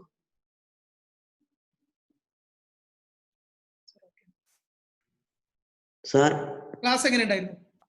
നല്ല രസമുണ്ടായിരുന്നു. Thank you dear. വളരെ ഉപകാരകരമായിരുന്നു. Thank you so much. ഇനി ഇതേപോലെ ക്ലാസ് തീർച്ചയായിട്ടും നിങ്ങളുടെ മുമ്പിൽ വരാം. എന്താണ് ചോദ്യം? സാർ, ഞാൻ ഈ +2 ശേഷം IIT-ൽ പഠിക്കാൻ ആഗ്രഹിക്കുന്നു. അത് ഈ സ്റ്റേറ്റ് സിലബസിന്റെ ഒപ്പം ഏത് കോഴ്സുകളാണ് ഞാൻ ആഡ് ചെയ്ത് പഠിക്കേണ്ടത്? സിലബസ് നിങ്ങൾക്ക് സ്റ്റേറ്റ് ആവാം, അല്ലെങ്കിൽ CBSE ആവാം, അത് നിങ്ങളുടെ ഇഷ്ടം. പക്ഷേ ഒരു IIT ലെവൽ എപ്പോഴും ഒരു CBSE സിലബസ് ആ ലെവലിൽ ഒരു കുറച്ചുകൂടി നന്നാവും എന്ന് എനിക്കൊരു അഭിപ്രായമുണ്ട്. കാരണം കുറച്ചുകൂടി കോമ്പറ്റീറ്റീവ് ആണ്. IIT പഠിക്കുന്ന കുട്ടികളൊക്കെ ബാക്ക്ഗ്രൗണ്ട് എടുത്ത് നോക്കും, അവരധികം വന്നിട്ടുണ്ടാവുക CBSE ബാക്ക്ഗ്രൗണ്ട്.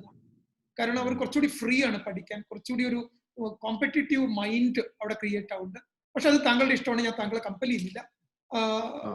അവിടെ പിന്നെ ഇത് സിലബസ് കൂടെ വേറെ ഒന്നും പഠിക്കേണ്ട. +2-ൽ വേറെ ആഡ് ഓൺ കോഴ്സുകൾ ഒന്നും വേണ്ട. സ്ട്രെയിറ്റ് അവേ നിങ്ങൾക്ക് JEE പരീക്ഷയുടെ കോച്ചിങ് എടുക്കണം. ജോയിന്റ് എൻട്രൻസ് എക്സാമിനേഷന്റെ മെയിൻസും അഡ്വാൻസും ഉണ്ടാവും. 2 പരീക്ഷയാണ് ഉണ്ടാവുക. നന്നായിട്ട് 11,000-ഓളം വേക്കൻസി ഉണ്ട്. കണ്ണും പൂട്ടി പോകാം. IIT എന്ന് പറയുന്നത് ഭാവിയിൽ നിങ്ങൾക്ക് തിരിഞ്ഞു നോക്കണ്ട. ഒന്ന് ക്യാമ്പസ് റിക്രൂട്ട്മെന്റ്സ് ഉണ്ട്. നിങ്ങൾക്ക് ഇന്ത്യക്ക് പുറത്ത് പോയി പിന്നെ ഭാവിയിൽ നല്ല മികച്ച, കാരണം IIT എന്ന് പോരുന്ന ഒരു പ്രൊഡക്റ്റ് എന്ന് പറഞ്ഞാൽ IIM ആൻഡ് IIT ഇന്ത്യയിൽ മികച്ച 2 ക്യാമ്പസുകളാണ്. മാത്രമല്ല ഈ വരുന്ന 2 കൊല്ലം കൊണ്ട് ഇന്ത്യയിൽ ഇനിയും നിരവധി IIT വരാൻ പോവാണ്. ഇപ്പൊ കേരളത്തിൽ വന്നു കഴിഞ്ഞു നിരവധി ഓരോ IIT വരുമ്പോഴും അവിടെ ഏതാണ്ട് ഒരു 300-400 സീറ്റുകൾ കൂടുതൽ വരും. അപ്പൊ സീറ്റുകൾ കൂടുതൽ ഉണ്ടാവും. നിങ്ങൾ പേടിക്കാതെ നല്ലൊരു കോച്ചിങ് ഉണ്ടെങ്കിൽ അനായാസന എത്തിപ്പെടാം. മാത്രമല്ല റിസർച്ച് ആണ് IITയുടെ ഏറ്റവും വലിയൊരു സംവിധാനം. പിന്നെ ഏറ്റവും മോസ്റ്റ് മോഡേൺ സിലബസും മികച്ച ക്യാമ്പസും ഉണ്ടാവും. ആഡ് ഓൺ കോഴ്സൊന്നും വേണ്ട മോനെ. ഞാൻ +1 ഏത് സിലബസ് ഏത് ഇതാണ് എടുക്കേണ്ടത്? ഏത് സയൻസിൽ ഏത് കോമ്പിനേഷൻ? രണ്ടും ഒരുപോലെയാണ്. ബയോളജി സയൻസ് ആയാലും കമ്പ്യൂട്ടർ സയൻസ് ആയാലും ഒരുപോലെയാണ്. കാരണം അവിടെ ഏതെന്നുള്ള വിഷയമില്ല. മാത്തമാറ്റിക്സ് ആണ് പ്രധാനം. Maths compulsory. കാരണം IIT ക്രാക്ക് ചെയ്യേണ്ടത് മാത്സും ഉണ്ട്. മാത്സ്, ഫിസിക്സ്, കെമിസ്ട്രി ആണ് പരീക്ഷയ്ക്ക് ഉണ്ടാവുക. ഒരു ചോദ്യം വന്നിരിക്കുന്നു ജീൻ തെറാപ്പിയെ കുറിച്ച്. ജീൻ തെറാപ്പി പണ്ട് ജനറ്റിക്കൽ എഞ്ചിനീയറിംഗ് എന്നൊരു കോഴ്സ് ഉണ്ട് വർഷങ്ങൾക്ക് മുമ്പ്. ജനറ്റിക് എഞ്ചിനീയറിംഗ് നിങ്ങളൊക്കെ ഇപ്പോൾ ബയോളജിയിൽ പഠിക്കുന്നുണ്ട് ആ വിഷയം. ജനറ്റിക് എഞ്ചിനീയറിംഗ് അതായത് നമ്മുടെ അടിസ്ഥാന സ്വഭാവങ്ങൾക്കും പ്രശ്നങ്ങൾക്കും ഒക്കെ കാരണം നമ്മുടെ ഉള്ളിലുള്ള ക്രോമോസോമിൽ ഇരിക്കുന്ന ജീനാണ്. ഈ ജീനിന്റെ ഘടനയിൽ മാറ്റം വരുമ്പോൾ ഇപ്പോ കോവിഡ് വന്നു. കൊറോണ എന്ന് പറയുന്ന സാധനം വന്നപ്പോഴേക്കും ചൈനയിൽ നിന്ന് പുറപ്പെട്ട് ഇന്ത്യയിൽ എത്തിയപ്പോഴേക്ക് 10 തവണ മ്യൂട്ടേഷൻ വന്നു. അതായത് 10 തരത്തിലുള്ള ജനറ്റിക് മാറ്റങ്ങൾ വന്നു. ജനിതക ഘടനയിൽ മാറ്റങ്ങൾ വന്നു. ഇപ്പൊ കൃഷിയിൽ ജനിതക ഘടനയിൽ മാറ്റങ്ങളുള്ള കൃഷി വിത്തുകളാണ് ഉപയോഗിക്കുന്നത്. അപ്പൊ ഇതിന്റെ ഒരു വലിയ സാധ്യതയാണ് ഈ ജനറ്റിക് എഞ്ചിനീയറിംഗ്. അത് കാലം കഴിഞ്ഞപ്പോൾ ഒരു 2 കൊല്ലം 3 കൊല്ലം മുമ്പ് അതിന് പേര് മാറ്റി ജിനോമിക്സ് എന്നാക്കി മാറ്റി. കോഴ്സ് ജിനോമിക്സ് ആണ്. അതിന് ഒരു അലൈഡ് ഏരിയ ആണ് ജീൻ തെറാപ്പി എന്ന് പറയുന്നത്. ജീൻ തെറാപ്പി എല്ലാ സെഗ്മെന്റിലും ഒന്ന് ഓഡിയോ മ്യൂട്ട് ചെയ്യണേ. ജീൻ തെറാപ്പി എല്ലാ മേഖലയിലും യൂസ് ചെയ്യുന്നുണ്ട്. ആരോഗ്യരംഗത്താവട്ടെ എല്ലാ മേഖലയിലും അതിന് അനന്ത സാധ്യതയുണ്ട്. ഇപ്പോ ഈ ജീൻ തെറാപ്പി നമ്മൾ ഈവൻ കോവിഡ് കാലത്തും ശക്തമായി യൂസ് ചെയ്യുന്നുണ്ട്. ഭാവി നന്നായിട്ടുള്ള ഒരു മേഖലയാണ്. ജിനോമിക്സ് ആണ് അതിന്റെ ബേസിക് കോഴ്സ്. ഗാലക്സി നോട്ട് 5 പേരില്ല. അയാള് ഹാൻഡ് റൈസ് ചെയ്തിട്ട് ചോദിച്ചോളൂ.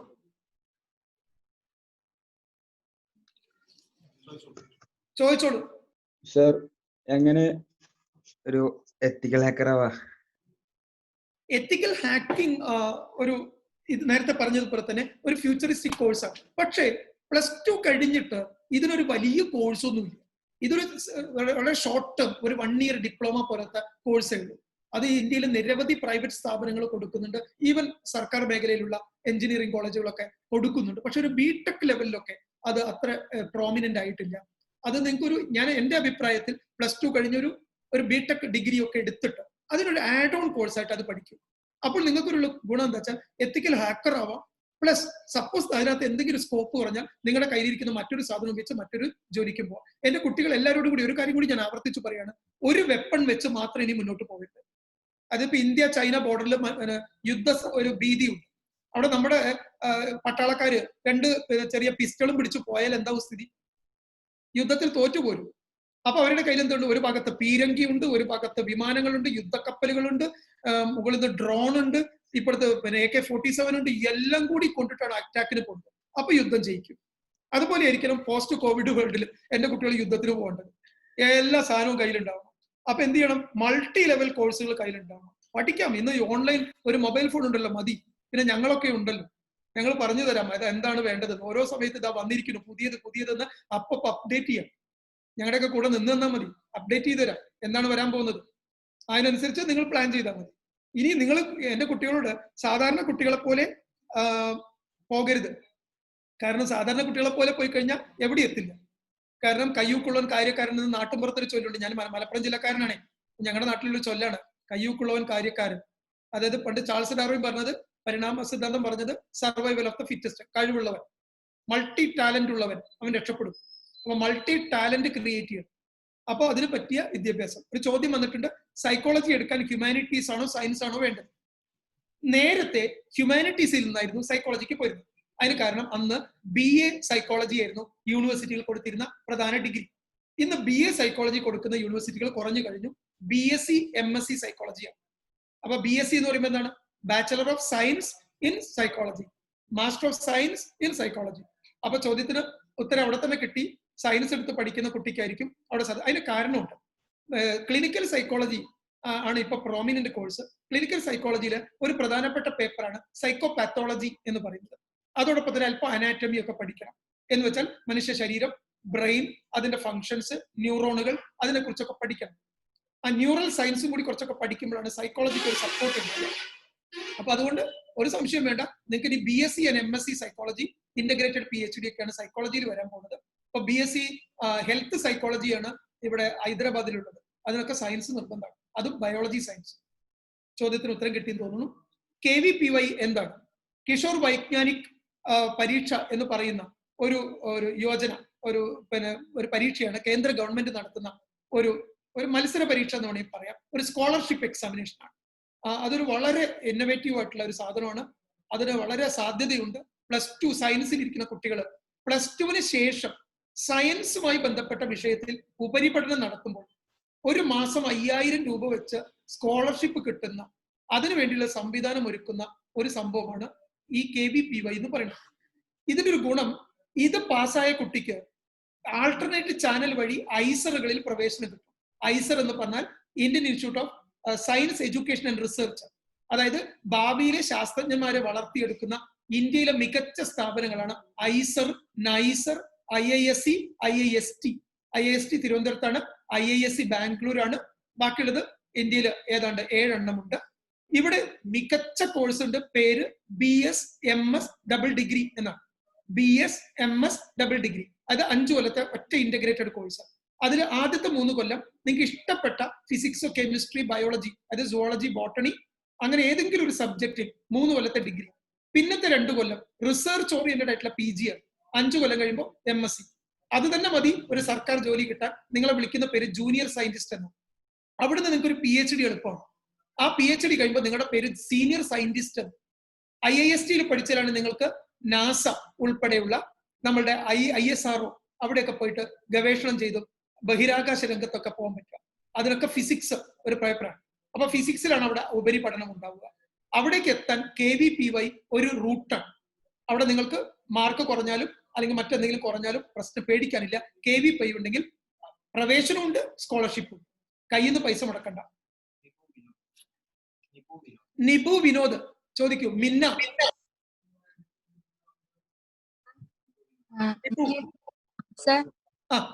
എനിക്ക് +2 കഴിഞ്ഞിട്ട് എൻട്രൻസ് എഴുതാനാണ് താല്പര്യം. പേരെന്താ മോളെ? വിനോദ്. ഓക്കെ. +2 കഴിഞ്ഞിട്ട് എൻട്രൻസ് എഴുതാനാണ് താല്പര്യം. അപ്പൊ +1 എന്ത് entrance? NEET medicine. Good, excellent. അപ്പൊ എന്താ അറിയേണ്ടത്? +1ന്റെ കൂടെ +1ന്റെ ട്യൂഷന് പോകാനാണോ അല്ലെ എൻട്രൻസ് കോച്ചിങ്ങിന് പോകാനാണോ നല്ലത്? ഇവിടെ എന്താണെന്നറിയോ, പലരും തെറ്റിദ്ധരിച്ചിരിക്കുന്നു.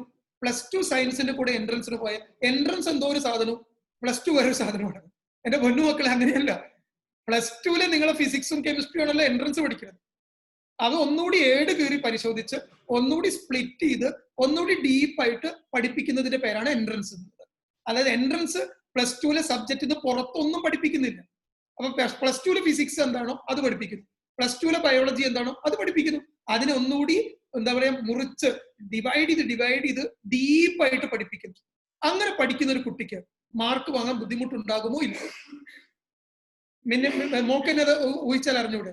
പലരും തെറ്റിദ്ധരിച്ചിരിക്കുക. ഇത് എൻട്രൻസ് എന്ന് വേറെ ഇവിടുന്ന് വന്നിരിക്കുന്ന ഒരു സാധനം, +2 എന്ന് പറഞ്ഞാൽ വേറെ എന്തൊരു സാധനം. അപ്പൊ പല ആൾക്കാരും പേടിപ്പിക്കുന്നുണ്ട്. ഇപ്പൊ എൻട്രൻസ് ഒന്നും വേണ്ട, മാർക്ക് വാങ്ങിയാൽ മതി. എൻട്രൻസ് ഇങ്ങനെ നമ്മുടെ രാജ്യത്ത് നടക്കുന്ന പ്രശ്നം ഇതാണ്. പലരും വേണ്ടത്ര പഠനമില്ലാതെയാണ് ഇതേക്കുറിച്ചൊക്കെ സംസാരിക്കുന്നത്. മോളൊന്നും പേടിക്കണ്ട.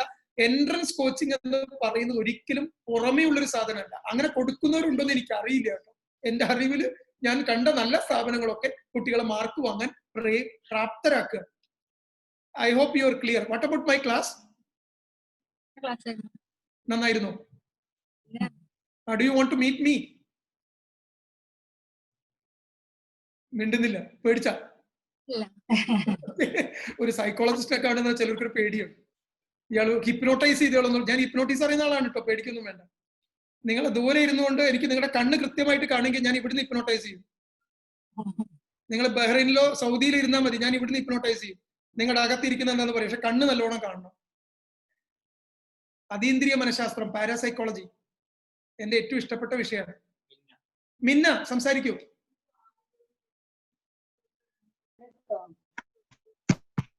ഹലോ മിന്ന സംസാരിക്കൂ മോളെ. കേൾക്കുന്നുണ്ടോ? Okay, very well, please. Is it okay? ഞാൻ IIT-യിൽ പോകാനാണ് ആഗ്രഹിക്കുന്നത്. ഗ്രേറ്റ്. ഫസ്റ്റ് ചോദ്യം കംപ്ലീറ്റ് ആക്കുമ്പോൾ എന്റെ കൺഗ്രാറ്റുലേഷൻസ്. ബാക്കി പറയൂ. Thank you. അപ്പൊ ഞാൻ ഉദ്ദേശിച്ച സയൻസിൽ തന്നെയാണ് ഫീൽഡ് പോയിട്ട് എനിക്ക് ബയോളജി സ്കിപ്പ് ചെയ്ത് പഠിക്കാൻ പറ്റുമോ? ബയോളജി സ്കിപ്പ് ചെയ്തിട്ട് കമ്പ്യൂട്ടർ സയൻസ് വെച്ച്. ബയോളജി ഇഷ്ടമല്ല? ഇല്ല വേണ്ടല്ലോ. നിങ്ങൾക്ക് ബയോളജി ഇഷ്ടമല്ലെങ്കിൽ നിങ്ങൾക്ക് അതിന് പകരം ഒന്നുകിൽ IT എടുക്കാം, അല്ലെങ്കിൽ നിങ്ങൾക്ക് സൈക്കോളജി എടുക്കാം, അല്ലെങ്കിൽ നിരവധി സംവിധാനങ്ങൾ ഇവിടെ ഇഷ്ടം പോലെ സ്കീംസ് അവൈലബിൾ ആണ്. ഇനി അത് ഒഴിവാക്കാതെ എല്ലാം സാധാരണ ഒരു സയൻസ് പഠിച്ചിട്ട് കേറാം. അതുപോലെ ഇപ്പൊ നീറ്റോ എല്ലാം എഴുതാം അങ്ങനെയാണെങ്കിൽ. അപ്പൊ ഏത് പഠിക്കുന്നേക്കാരം നല്ലത്? ബയോളജി ഒഴിവാക്കിയിട്ട് പഠിക്കുന്നതാണോ അത് ഒഴിവാക്കാതെ പഠിക്കുന്നതായിരിക്കും നല്ലത്? എന്റെ ഉത്തരം, ഞാൻ നേരത്തെ ഒരു കാര്യം പറഞ്ഞു, ഈ ചൈനയുടെ യുദ്ധത്തെ കുറിച്ച് പറഞ്ഞു. അപ്പൊ ലഡാക്കിൽ യുദ്ധത്തിന് പോകുമ്പോ കയ്യിൽ ഒരു ആയുധം ഉണ്ടാവണം, 10 ഉണ്ടാവണം? Please answer. കൂടുതൽ സ്റ്റോർ ചെയ്താൽ അത്രയും നല്ലത്. അത്രയും നല്ലത്. ഇനി മോൾക്ക് 2 കൊല്ലം കഴിഞ്ഞപ്പോ പെട്ടെന്നൊരു ബുദ്ധനെ കൊണ്ടായത് മാതിരി ഒരു ബോധോദയം ഉണ്ടാവുമെന്ന് വെച്ചോളൂ. പെട്ടെന്ന് ബോധോദയം, നമ്മൾ മനുഷ്യനാണ് എപ്പോഴാ ബോധോദയം വരിക എന്നറിയില്ല. പെട്ടെന്ന് ബോധോദയം. എനിക്കൊന്ന് ക്യാൻസർ ബയോളജി പഠിച്ചാൽ തിരക്കില്ല. കുറച്ച് ക്യാൻസർ രോഗികളൊക്കെ ഒന്ന് രക്ഷിക്കണം തോന്നിയാലോ? You should learn biology. Are you getting me, my dear? കാരണം നമ്മൾ 2 കൊല്ലം കഴിയുമ്പോൾ നമ്മുടെ മനഃശാസ്ത്രം മാറും, ഉറപ്പായിട്ടും മാറും. പെട്ടെന്ന് സൈക്കോളജി പഠിക്കണം തോന്നിയാലോ? നിങ്ങൾ എന്റെ ഒരു 4 ക്ലാസ് കൂടി കേട്ടോ, ഉറപ്പായിട്ട് നിങ്ങൾക്ക് തോന്നുന്നു ഒരു സൈക്കോളജിസ്റ്റ് ആണോ. അപ്പൊ നിങ്ങൾക്ക് സൈക്കോളജി പഠിക്കുന്ന ബയോളജി കയ്യിലുണ്ടാവണോ? വളരെ നല്ലത്. Is it clear, my dear? Yes, clear. എനിക്കൊരു ചോദ്യം വന്നിരിക്കുന്നു. BSc എന്താണ് വ്യത്യാസം? ഒന്ന് രണ്ടും ബാച്ചലർ ഓഫ് സയൻസ് തന്നെയാണ്. പക്ഷെ BS എന്ന് പറയുന്നത് സ്പെഷ്യലൈസ്ഡ് 4 കൊല്ലത്തെ ഡിഗ്രിയാണ്. സ്പെഷ്യലൈസ്ഡ് 4 കൊല്ലത്തെ ഡിഗ്രി. അതായത് ഒരു സയൻസ് സബ്ജക്റ്റിൽ റിസർച്ചോട് കൂടി 4 കൊല്ലം കിട്ടുന്ന മികച്ച ഒരു ഡിഗ്രിയാണ് BS. അത് കൊടുക്കുന്ന ഇന്ത്യയിലെ ഏറ്റവും നല്ല സ്ഥാപനം ഇന്ത്യൻ ഇൻസ്റ്റിറ്റ്യൂട്ട് ഓഫ് സയൻസ് ബാംഗ്ലൂരാണ്. അതിൽ അഡ്മിഷൻ കിട്ടിയാൽ വലിയ സാധ്യതയാണ് നിങ്ങൾ കാത്തിരിക്കുന്നത് ഒരു യുവശാസ്ത്രജ്ഞൻ എന്ന് പറയുന്ന പദവിയാണ്.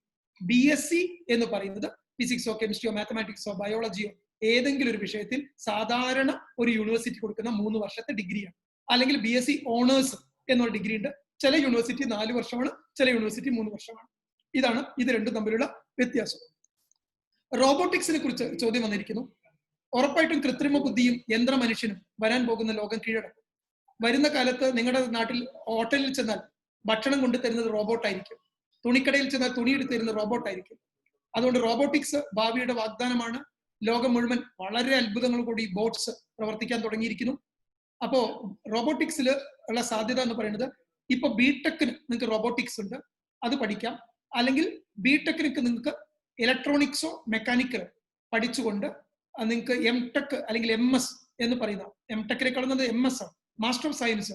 അത് പ്രത്യേകിച്ചും വിദേശ രാജ്യങ്ങളിൽ, ന്യൂസിലാൻഡ് പോലത്തെ രാജ്യങ്ങളിലൊക്കെ പോയാൽ നല്ല യൂണിവേഴ്സിറ്റിയിൽ നിങ്ങൾക്ക് പോസ്റ്റ് ഗ്രാജുവേഷൻ വിത്ത് ഇന്റഗ്രേറ്റഡ് PhD ചെയ്യാം. റോബോട്ടിക്സ് അനന്ത സാധ്യതയുണ്ട്, ഒരു സംശയം വേണ്ട. ഈ കേരളത്തിൽ ഏതാണ്ട് 10ഓളം കോളേജുകൾ ഇൻട്രൊഡ്യൂസ് ചെയ്ത് കഴിഞ്ഞു. കേരളത്തിന് പുറത്ത് എല്ലായിടത്തും നല്ല അതുണ്ട്. പക്ഷേ റോബോട്ടിക്സ് പഠിക്കുമ്പോൾ കഴിഞ്ഞ കേരളത്തിൽ പഠിക്കേണ്ട എന്നൊരു അഭിപ്രായമുണ്ട്. കേരളക്കാരോട് ദേഷ്യം ഉണ്ടായിട്ടല്ല, നമ്മളിപ്പോഴും ആ മേഖലയിൽ അഡ്വാൻസ്മെന്റ് വരുന്നേ ഉള്ളൂ. IIT-യിലൊക്കെ കിട്ടിയാൽ തിരിഞ്ഞു നോക്കണ്ട, അല്ലെങ്കിൽ NIT-യിൽ പഠിക്കുക, സൂപ്പറാണ്. അല്ലെങ്കിൽ ഏറ്റവും നല്ല BITS പിലാനി പോലെയോ വെല്ലൂർ ഇൻസ്റ്റിറ്റ്യൂട്ട് ഓഫ് ടെക്നോളജി പോലത്തെ സ്ഥലങ്ങളിൽ ഇത്തരം കോഴ്സുകൾക്ക് പോകാം. Sherin, can you ask the question? Sir, I like to be lecturer in medicine. അപ്പൊ ഞാൻ അതിന് എന്താ ചെയ്യണ്ടേ? +2 കൂടെ നമ്മൾ എന്താ എടുക്കണ്ടേ? ഷെറിൻ, അതിന്റെ ക്ലാസ് ഇഷ്ടപ്പെട്ടോ? Yes sir. You are talking from which place? Kondotty. Wow, നാട്ടുകാരിയാണ്. ഞാൻ അരീക്കോട്ടുകാരനാണ് കേട്ടോ. ശരി, ചോദ്യം. എനിക്ക് ചോദ്യത്തിൽ ഇഷ്ടപ്പെട്ടത് എന്താണെന്ന് അറിയാം. ഞാൻ ഏറ്റവും ഇഷ്ടപ്പെടുന്ന അധ്യാപകരെ. അതിന് കാരണം only a teacher can transform the world. ടീച്ചറിലെ T എന്ന് പറയുന്ന ശബ്ദത്തിന്റെ അർത്ഥം എന്താണെന്ന് അറിയാമോ? കേട്ടോ, ട്രാൻസ്ഫോർമേഷൻ എന്നാണ്. മുന്നിലിരിക്കുന്ന കുട്ടിയുടെ ഭാവിയെ എഴുതുകയും വരയ്ക്കുകയും അവനിൽ പരിവർത്തനം ഉണ്ടാക്കുകയും ചെയ്യുന്ന ആളാണ് ടീച്ചർ. അപ്പൊ മോളൊരു മെഡിക്കൽ ടീച്ചർ ആവുക എന്നുള്ളത് ഞാൻ ആദ്യമേ പറഞ്ഞു, മെഡിക്കൽ മെന്റർമാർക്ക് വലിയ അവസരം വരാൻ പോകും. ചെയ്യേണ്ടത് +2 ബയോളജി സയൻസ് എടുക്കുക, ഇന്റഗ്രേറ്റഡ് കോഴ്സ് പോലത്തെ അതിൽ പോയി എൻട്രൻസ് നീറ്റ് എഴുതുക, നീറ്റ് എഴുതി MBBS എടുക്കുക, MBBS എടുത്ത ശേഷം പോസ്റ്റ് ഗ്രാജുവേഷന് പോവുക, പറ്റുമെങ്കിൽ ഒരു PhD കൂടി അതിനകത്ത് ചെയ്യുക. PhD വേണം ഇനി ഭാവിയിൽ മെഡിക്കൽ കോളേജിൽ ലെക്ചേഴ്സ് ആവണമെങ്കിൽ. അവിടെ ഇനി ലെക്ചർ ഇല്ല, പ്രൊഫസർ എന്ന് പറയുന്ന പോസ്റ്റാണ്. അപ്പോൾ മെന്റർ ആവണതാണോ ലെക്ചർ ആവണതാണോ ഒന്നും കൂടി നല്ലത് മെഡിസിനില്? Excellent question. മറ്റു കുട്ടികൾ ഇത് കേൾക്കണോണ്ട് ഞാൻ വിചാരിക്കുന്നത് എന്താ ചോദ്യം. എനിക്ക് നിങ്ങളോട് സംസാരിക്കാൻ വളരെ ആവേശം തോന്നുന്നു. കാരണം ഇങ്ങനെയുള്ള കുട്ടികളെ ക്ലാസ്സിൽ ഇരിക്കുമ്പോഴാണ് ഞങ്ങളുടെ ക്ലാസ് രസകരമാണ്. നമ്മുടെ മെന്ററും ഒരു ലെക്ചറും തമ്മിലുള്ള വ്യത്യാസം പറയാം. ഒരു ലെക്ചർ എന്ന് പറയുമ്പോൾ, അല്ലെങ്കിൽ ഒരു ടീച്ചർ എന്ന് പറയുമ്പോൾ, ഒരു പ്രൊഫസർ എന്ന് പറയുമ്പോൾ കൺഫൈൻ ടു ഒരു പർട്ടിക്കുലർ ഇൻസ്റ്റിറ്റ്യൂട്ടാണ്. അതായത് ഞാൻ എന്താ പറയുക, കൊണ്ടോട്ടി പൾസിലെ ഒരു ഫിസിക്സ് അധ്യാപകനാണ്, അല്ലെങ്കിൽ ഞാൻ കോഴിക്കോട് മെഡിക്കൽ കോളേജിലെ ഓങ്കോളജി പ്രൊഫസറാണ്. അവിടെ ഞാൻ I M limited, my career is limited, my എന്താ പറയുക frontiers R limited, but you are A mentor. ഞാനൊരു മെന്ററാണ്. ഞാൻ 26 രാജ്യങ്ങളിൽ പോയിട്ടുണ്ട്. ഇന്നും ഞാൻ ലക്ഷക്കണക്കിന് കുട്ടികളോട് ദിവസവും എന്ന് പറയുന്ന 100 കണക്കിന് കുട്ടികളോട് സംസാരിക്കുന്നുണ്ട്. 12.25 ലക്ഷം കുട്ടികളോട് ഞാൻ ഇത്രയും കാലം കൊണ്ട് സംസാരിച്ചു. Because I'm a mentor. I'm a mentor to many people. എന്റെ ബോർഡേഴ്സ് റെസ്ട്രിക്റ്റഡ് അല്ല. വ്യത്യാസം മനസ്സിലായെന്ന് തോന്നുന്നു. സർ, ഈ മെന്റർ ആവുമ്പോ നമുക്ക് ഈ ഒരു ടീച്ചർമാര് നമുക്ക് പഠിപ്പിക്കാൻ, അങ്ങനെ എനിക്ക് ഇങ്ങനെ പഠിപ്പിക്കാൻ ടീച്ചിങ് ഭയങ്കര ഇഷ്ടമാണ്. ആ ഒരു ഇത് വെച്ച് നോക്കുമ്പോ എന്നെ സംബന്ധിച്ചിടത്തോളം മെന്റർ ആണോ അതോ ലെക്ചർ ആണോ ഒന്നും കൂടി നല്ലത്? അവിടെ നിങ്ങൾക്ക് ലെക്ചർ ആണ് നല്ലത്. കാരണം നിങ്ങൾക്ക് കുറച്ചുകൂടി ഒരു പർട്ടിക്കുലർ സബ്ജക്റ്റിലും ഒരു പർട്ടിക്കുലർ ലൊക്കേഷനിലും ഒരു പർട്ടിക്കുലർ സെറ്റ് ഓഫ് കുട്ടികളിലും ഇരുന്ന് നിങ്ങളുടെ കരിയർ ഡെവലപ്പ് ചെയ്യുന്നതായിരിക്കും ഏറ്റവും നല്ലത്. മെന്റർ എന്ന് പറയുമ്പോൾ ഒത്തിരി യാത്ര ചെയ്യേണ്ടി വരും, പലതരത്തിലുള്ള ആളുകളോട് പല രീതിയിൽ സംസാരിക്കേണ്ടി വരും. അവിടെ ഒരു ചലഞ്ചാണ്. പക്ഷെ ഏണിംഗ് ഒക്കെ കൂടുതൽ അതാണ്. വരുമാനമൊക്കെ കൂടുക മെന്റർക്കാണ്. പക്ഷെ താങ്കളുടെ കംഫർട്ട് കൂടുക. താങ്കളെ പോലത്തെ ഒരാൾ പെൺകുട്ടിയും കൂടി ആകുമ്പോൾ കംഫർട്ട് കൂടുക ഒരു ലെക്ചർക്കാണ്. എന്റെ ക്ലാസ് ഇഷ്ടപ്പെട്ടോ? ഒരു കോംപ്ലിമെന്റ് പറഞ്ഞോളൂ. ചുമ്മാ ചോദിച്ച. ഓക്കെ, ഒരു ചോദ്യം വന്നിരിക്കുന്നു. റെസിഡൻഷ്യൽ എൻട്രൻസ് കോച്ചിങ് എവിടെയൊക്കെ ഉണ്ട്? അപ്പോൾ ഞാൻ നേരത്തെ പറഞ്ഞു, കേരളത്തിൽ ഒരുപാട് സ്ഥലത്തുണ്ട്. കേരളത്തിലെ പല പ്രമുഖ പരസ്യം കൊടുക്കുന്ന സ്ഥാപനങ്ങളൊക്കെ നിങ്ങൾ കണ്ടിട്ടുണ്ടാവും. പക്ഷെ അവിടെ ഒന്നും പോയി എനിക്ക് പരിചയമില്ല. ഞാൻ അവരുടെ ഒന്നും പാർട്ടായിട്ട് ഇരുന്നിട്ടില്ല. അതുകൊണ്ട് എനിക്ക് അവിടെ അകത്ത് നടക്കണം എന്താണെന്ന് എനിക്ക് അറിയില്ല. എനിക്ക് അറിയുന്ന കുറച്ച് സ്ഥാപനങ്ങളേ ഉള്ളൂ. അതിൽ പെട്ട ഒരെണ്ണം ഞാനിപ്പോൾ പറഞ്ഞു. കൊണ്ടോട്ടിയിൽ എനിക്ക് പൾസിൽ ഞാൻ പോവാറുണ്ട്, അവിടെ ഇരിക്കാറുണ്ട്, കുട്ടികളെ കാണാറുണ്ട്. അവിടുത്തെ അധ്യാപകരൊക്കെ എനിക്കറിയാം. അതുകൊണ്ടാണ് അവർ വിളിച്ചപ്പം ഞാൻ അങ്ങനെ എല്ലായിടത്തും പോകുന്ന ഒരാളല്ല. എനിക്ക് കംഫർട്ട് ഇല്ലാത്തൊരു സ്ഥലത്തും ഞാൻ പോകാറില്ല. വളരെ കംഫർട്ട് തോന്നിയോണ്ടാണ് അവിടെ പോയത്. അവിടെ ഒരു എനിക്ക് ഇഷ്ടപ്പെട്ടതെന്ന് വെച്ചാൽ ക്ലാസ് എടുക്കുന്ന പലരും IIT എന്നൊക്കെയുള്ള പ്രൊഫസേഴ്സും റിട്ടയർഡ് പ്രൊഫസേഴ്സും ഒക്കെ അങ്ങനെ നല്ല ആളുകളൊക്കെ ഞാൻ അവിടെ കണ്ടു. എനിക്ക് തോന്നി കൊള്ളാമെന്ന് എനിക്ക് തോന്നി. അങ്ങനെ ഒരു അനുഭവം എനിക്കുള്ളൂ. കൂടുതൽ നിങ്ങൾക്ക് കൺസേൺഡ് ഇത് ഓർഗനൈസ് ചെയ്യുന്ന ആൾക്കാർ ഇതുമായി ബന്ധപ്പെടാത്തവരാണ്. അവരോടൊക്കെ ചോദിച്ചാൽ കുറച്ചുകൂടി ഗൈഡ് ചെയ്യാൻ പറ്റും. അല്ലെങ്കിൽ എന്നോട് പേഴ്സണലി ഗൈഡൻസ് ചോദിക്കാം. ഒരു പബ്ലിക് കോറത്തിൽ എനിക്ക് അങ്ങനെ പറയാൻ പറ്റില്ല. ഹിബ ചോദിക്കൂ. സർ, ഞാന് +2 കഴിഞ്ഞിട്ട് ബയോമാക്സ് ആണ് എടുക്കാൻ ഉദ്ദേശിക്കുന്നത്. അപ്പം അതിന്റെ കൂടെ സാറ് പറഞ്ഞല്ലോ ജോയിന്റ് കോഴ്സസ് ചെയ്യാന്നൊക്കെ. അപ്പം അങ്ങനെ എങ്ങനെയാണ് നമുക്ക് എടുക്കാൻ പറ്റിയ കോഴ്സസ് ഏതൊക്കെയാണ്? അതെങ്ങനെ നമുക്ക് എടുക്കാൻ പറ്റും? ഇപ്പൊ നമ്മള് പോകുന്ന സ്ഥാപനത്തില് എങ്ങനെ പറ്റും? ഹിബ, ഒന്ന് ഈ കൊല്ലം പോസ്റ്റ് കോവിഡ് കഴിഞ്ഞ് വരുന്ന വർഷമായതുകൊണ്ട് ഈ വർഷം നിങ്ങൾക്ക് ആഡ് ഓൺ കോഴ്സ് ഒന്നും ചെയ്യാൻ പറ്റില്ല. കാരണം നിങ്ങൾക്ക് ടൈം ഉണ്ടാവില്ല. മാത്രമല്ല നിങ്ങളൊരു +2ന്റെ സിലബസ് നല്ലോണം ഉണ്ട്. നമുക്കൊരു എൻട്രൻസ് കോച്ചിങ് ഇതിന്റെ കൂടെ വേണം. അതിന് നല്ലോണം പഠിക്കാനുണ്ട്. അപ്പൊ സ്വാഭാവികമായിട്ടും ഈ വർഷം ഒരു മൂക്കിലൊന്നും പോയി പഠിക്കാൻ പറ്റില്ല.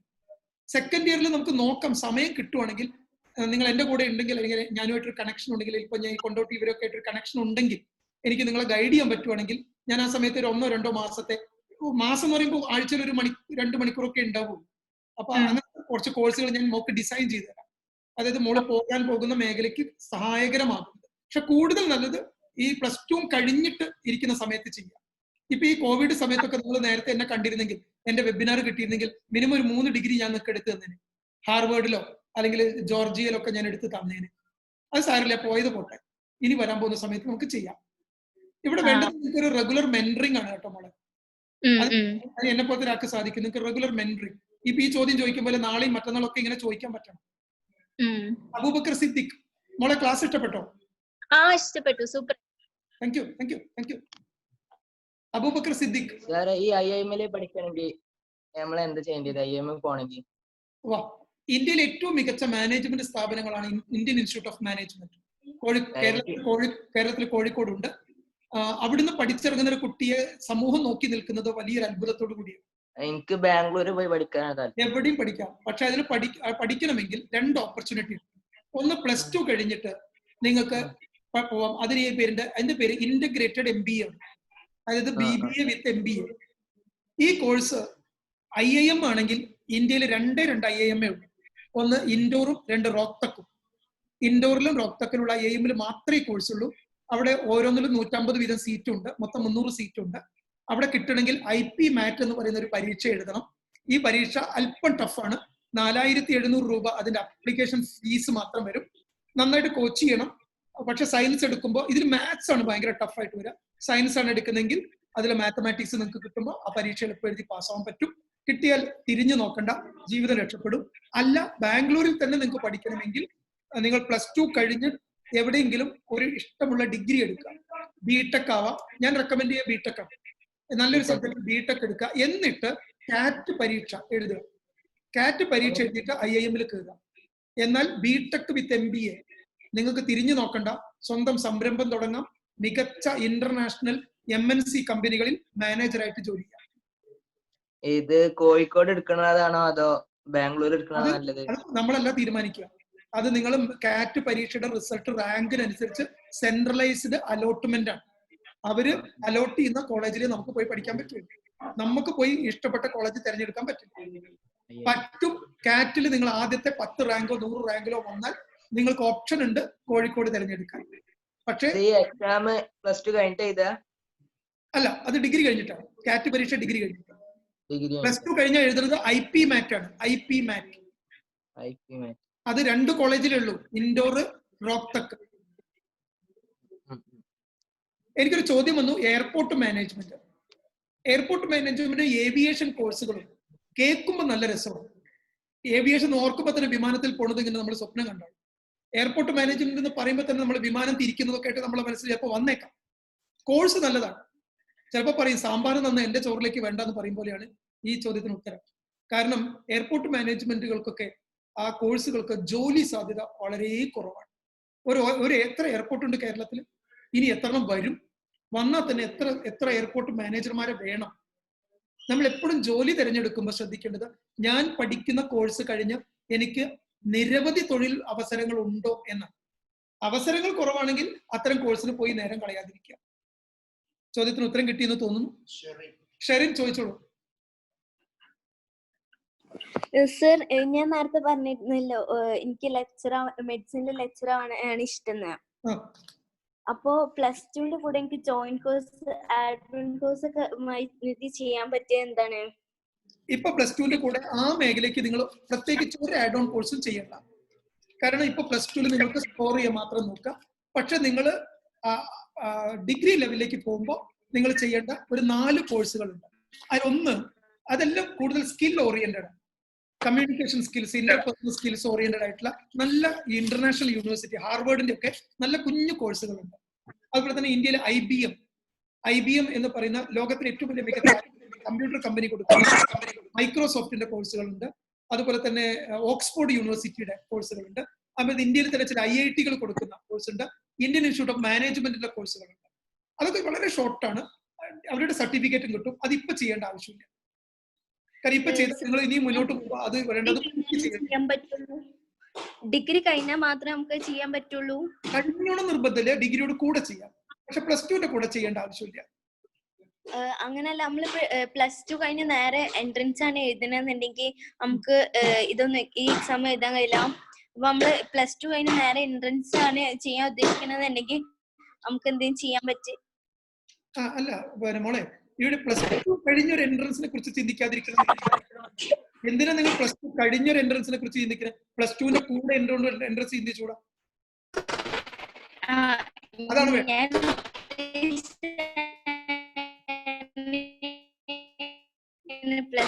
+2 മീൻസ് എക്സാം കഴിഞ്ഞിട്ടല്ല എൻട്രൻസ് ഉണ്ടാവുക പ്ലസ് ടുലെ എക്സാം കഴിഞ്ഞിട്ടല്ല എൻട്രൻസ് അതത്രേ ഉണ്ടാവുള്ളൂ മോളെ. അപ്പൊ അങ്ങനെയാണ് ഞാൻ ഉദ്ദേശിച്ചത്. Okay, sorry dear, sorry. അപ്പൊ നിങ്ങൾ ആ സമയത്ത് പിന്നെ ഇപ്പൊ ഈ ഒരു ലക്ഷ്യമാണ് പ്രധാനം. നിങ്ങൾ എവിടെ എത്താൻ ആഗ്രഹിക്കുന്നു എന്ന് നോക്കിയിട്ടാണ് ഇത് തീരുമാനം എടുക്കുന്നത്. അവിടെയും ശ്രദ്ധിക്കേണ്ടത്, നിങ്ങളൊക്കെ ഇപ്പൊ പല ലക്ഷ്യങ്ങൾ പറഞ്ഞെങ്കിലും ഇതാണോ നിങ്ങളുടെ അകത്തിരിക്കുന്നത് കൂടി കണ്ടെത്തുന്നത് നല്ലതാണ്. അത് കണ്ടെത്തുന്നത് നല്ലതാണ്. നാളെ പോയിട്ട് നിങ്ങൾക്ക് ഇവിടെ നിരാശ ഉണ്ടാവും. അപ്പൊ നമുക്ക് പ്ലസ് ടുവിന്റെ കൂടെ ഇപ്പോ അത്രയും വലിയ ലോങ് ആണ് ആ ലക്ഷ്യം.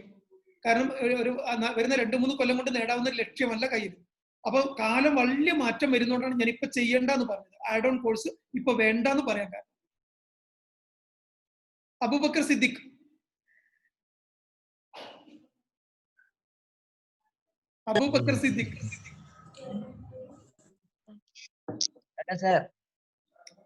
ചോദിക്കും മോനെ.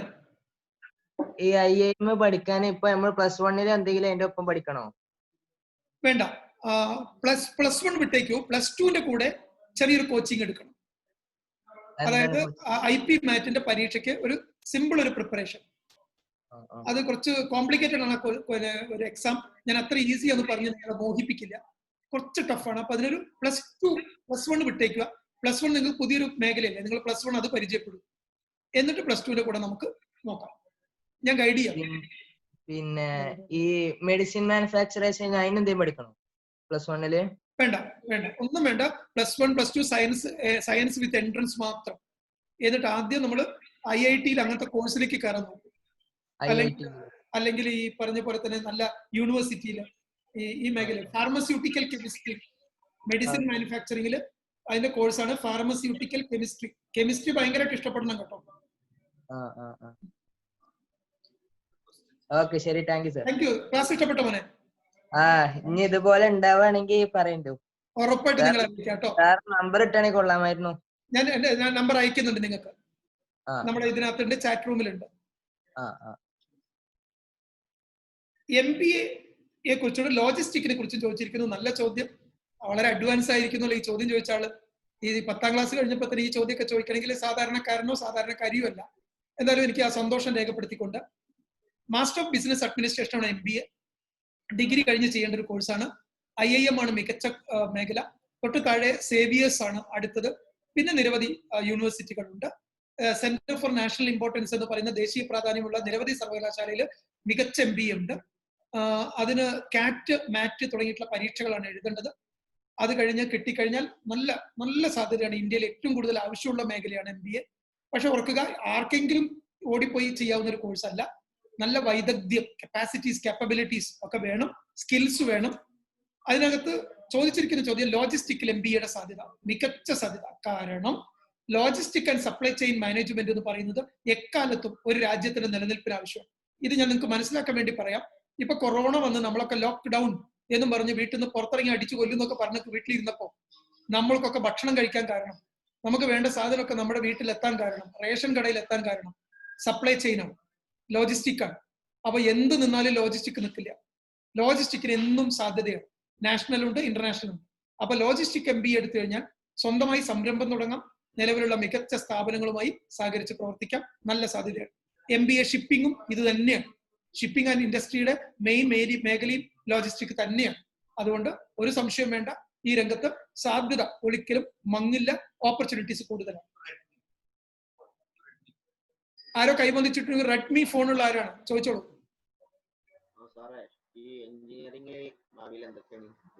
മോനെ ഒന്ന് ഉറക്കെ ചോദിക്കാമോ? എഞ്ചിനീയറിംഗ് മേഖലയിലെ ഭാവിയിൽ എന്തൊക്കെ നമുക്ക് സ്കോപ്പ് ഉള്ളത്? എനിക്ക് ഒട്ടും കേൾക്കുന്നില്ല, സോറി. എഞ്ചിനീയറിംഗ് മേഖലയിൽ ഭാവിയിൽ നമുക്ക് എന്തൊക്കെ സ്കോപ്പ് ഉള്ളത്? എഞ്ചിനീയറിംഗ്, വാ, അടിപൊളി ചോദ്യമാണ്. ആദ്യമേ പറയാം, എഞ്ചിനീയറിംഗിന് നല്ല സാധ്യത. ഇടക്കാലത്ത് എഞ്ചിനീയറിംഗ് ഒക്കെ ഒന്ന് താഴെ പോയതുപോലെ പലരും പറഞ്ഞിരുന്നു. അത് ആൾക്കാരുടെ വായല നാവ് കൊണ്ടാണ് കീഴ്പോട്ട് പോയത്. എഞ്ചിനീയറിംഗിന് നല്ല സ്കോപ്പ്. അപ്പൊ ഞാൻ എഞ്ചിനീയറിംഗ് കുറിച്ച് 2 മിനിറ്റ് പറയാം. എന്തുകൊണ്ടാണ് ആളുകൾ എഞ്ചിനീയറിംഗിന് ഇത്ര വെറുക്കാൻ കാരണം? അത് ആദ്യം പഠിക്കുക. എഞ്ചിനീയറിംഗിന്റെ മോശം കൊണ്ടോ എഞ്ചിനീയറിംഗ് കോളേജുകളുടെ മോശം കൊണ്ടോ അല്ല. ഒന്ന്, എഞ്ചിനീയറിംഗ് എന്ന് പറഞ്ഞാൽ ഏത് ബ്രാഞ്ച് ഓഫ് എഞ്ചിനീയറിംഗിലും ആദ്യത്തെ 2 കൊല്ലം കൂടുതൽ പഠിക്കാനുണ്ടോ മാത്തമാറ്റിക്സ് ആണ്, ഡിഫറൻസിയേഷനും ഇന്റഗ്രേഷനും. ഇത് അറിയാതെയാണ് പലരും പോകുന്നത്. മാത്തമാറ്റിക്സ് ഇഷ്ടപ്പെടാതെ മാത്തമാറ്റിക്സിൽ മാർക്ക് കുറഞ്ഞ കുട്ടികളൊക്കെ ആരാലും മറ്റാരോടൊക്കെ നിർബന്ധത്തിന് കൊണ്ട് എഞ്ചിനീയറിംഗിന് പോയി കഴിഞ്ഞപ്പോൾ എന്ത് പറ്റി? അവർക്ക് പഠിക്കാൻ കഴിയാതെ അവർ പാതി വഴിയിൽ ഇട്ടെറിഞ്ഞു പോന്നു. പലരും പല പേപ്പറിലും തോറ്റു. അതിന് വിളിക്കുന്ന നമ്മുടെ നാട്ടിലെ ഓമന പേരാണ് ബാക്ക് പേപ്പർ.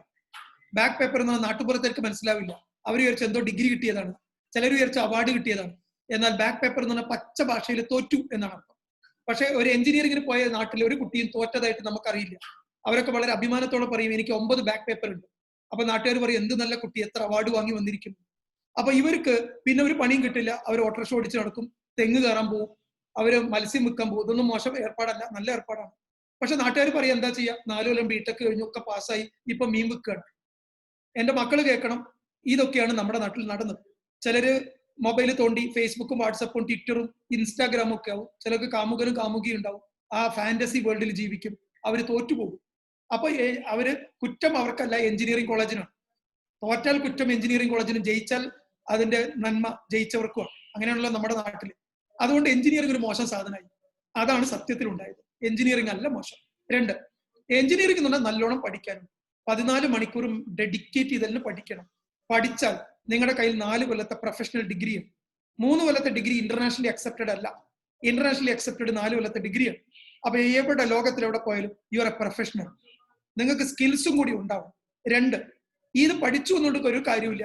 നിങ്ങൾക്ക് നല്ല സ്കില്ല് വേണം, സംസാരിക്കാൻ കഴിയണം, ചോദ്യം ചോദിച്ചാൽ പട്ടയെന്ന് ഉത്തരം പറയണം. നോക്കൂ, നിങ്ങളിപ്പോ എന്നോട് എത്ര ചോദ്യം ചോദിച്ചു.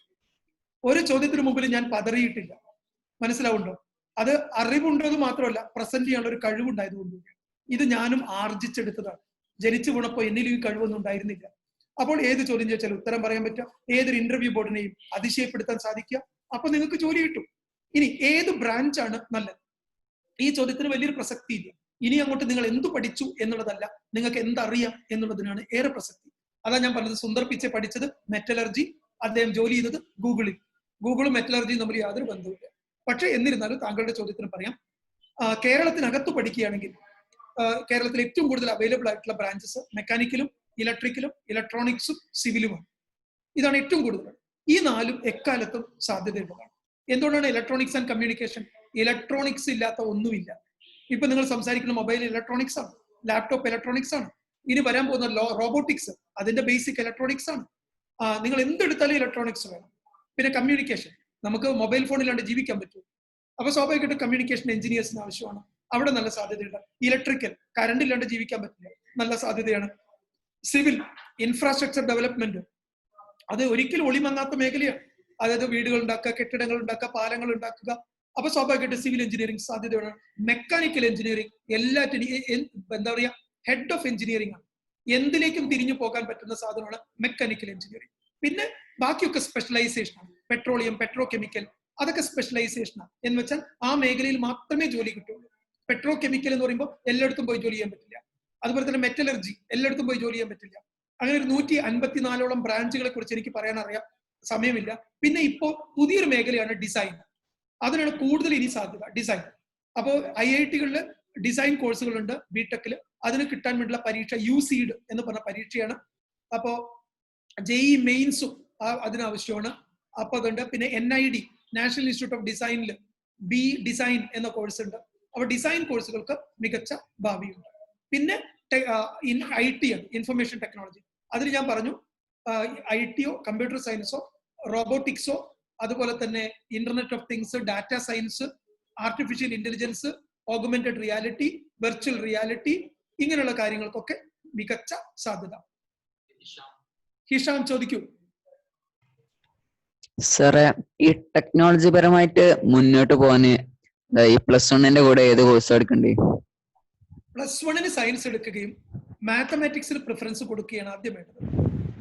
മാത്സിന് വെറുക്കാതിരിക്കുക, മാത്സിന് ഇഷ്ടപ്പെടുക, സയൻസ് തന്നെ എടുക്കുക. കാരണം ടെക്നോളജി തുടങ്ങുന്നത് സയൻസിലാണ്. ഫിസിക്സും മാത്തമാറ്റിക്സും ആണ് ടെക്നോളജിയുടെ 2 പില്ലറുകൾ. കെമിസ്ട്രി അതിനകത്തൊരു ആഡ് ഓൺ മാത്രമാണ്. ബയോളജിക്ക് ആവശ്യമുണ്ട്. കാരണം ഉദാഹരണത്തിന് ബയോടെക്നോളജി കാർഷിക രംഗത്തുള്ള ടെക്നോളജിയാണ്. അവിടെ ബയോളജി ആവശ്യമാണ്. Biology and technology. Bioinformatics ഭാവിയുടെ ഒരു കോഴ്സാണ്. ബയോ ഇൻഫോർമാറ്റിക്സ് അവിടെ ഇൻഫർമേഷൻ ടെക്നോളജി വിത്ത് ബയോളജിയാണ്. ബയോ സ്റ്റാറ്റിസ്റ്റിക്സ് അവിടെ ബയോളജി വിത്ത് സ്റ്റാറ്റിസ്റ്റിക്സ് ആണ്. അപ്പൊ എല്ലാം ഇന്റഗ്രേറ്റഡ് ആണ്, എല്ലാം മിക്സ് ആണ്. അപ്പൊ അതുകൊണ്ട് താങ്കൾ ചെയ്യേണ്ടത് +2 മാത്തമാറ്റിക്സിന് പ്രിഫറൻസ് ഉള്ള ഒരു സയൻസ് എടുക്കുക, പ്ലസ് IIT പോലത്തെ കോച്ചിങ്ങിന് പ്രിപ്പയർ ചെയ്യാം. കിട്ടിയില്ലെങ്കിൽ പേടിക്കുക, നമ്മുടെ കീമെന്നെങ്കിലും കിട്ടും.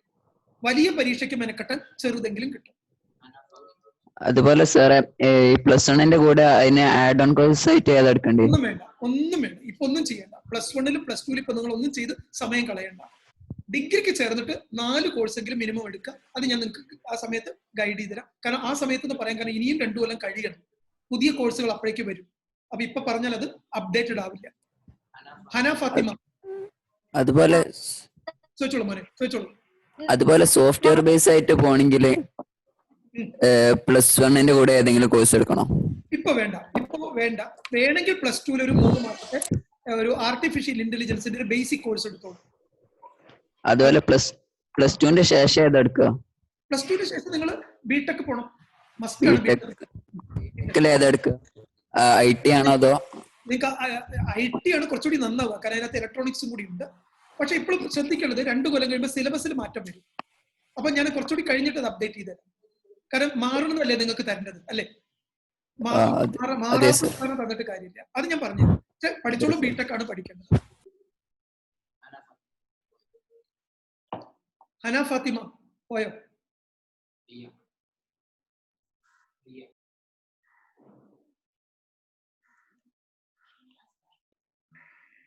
ലിയ ചോദിച്ചോളൂ മോളെ. സർ, ഞാൻ ഇപ്പോ 10th കഴിഞ്ഞിരിക്കുകയാണ്. അപ്പൊ എനിക്ക് സൈക്കോളജി വിഭാഗം പഠിക്കാൻ നല്ല താല്പര്യമുണ്ട്.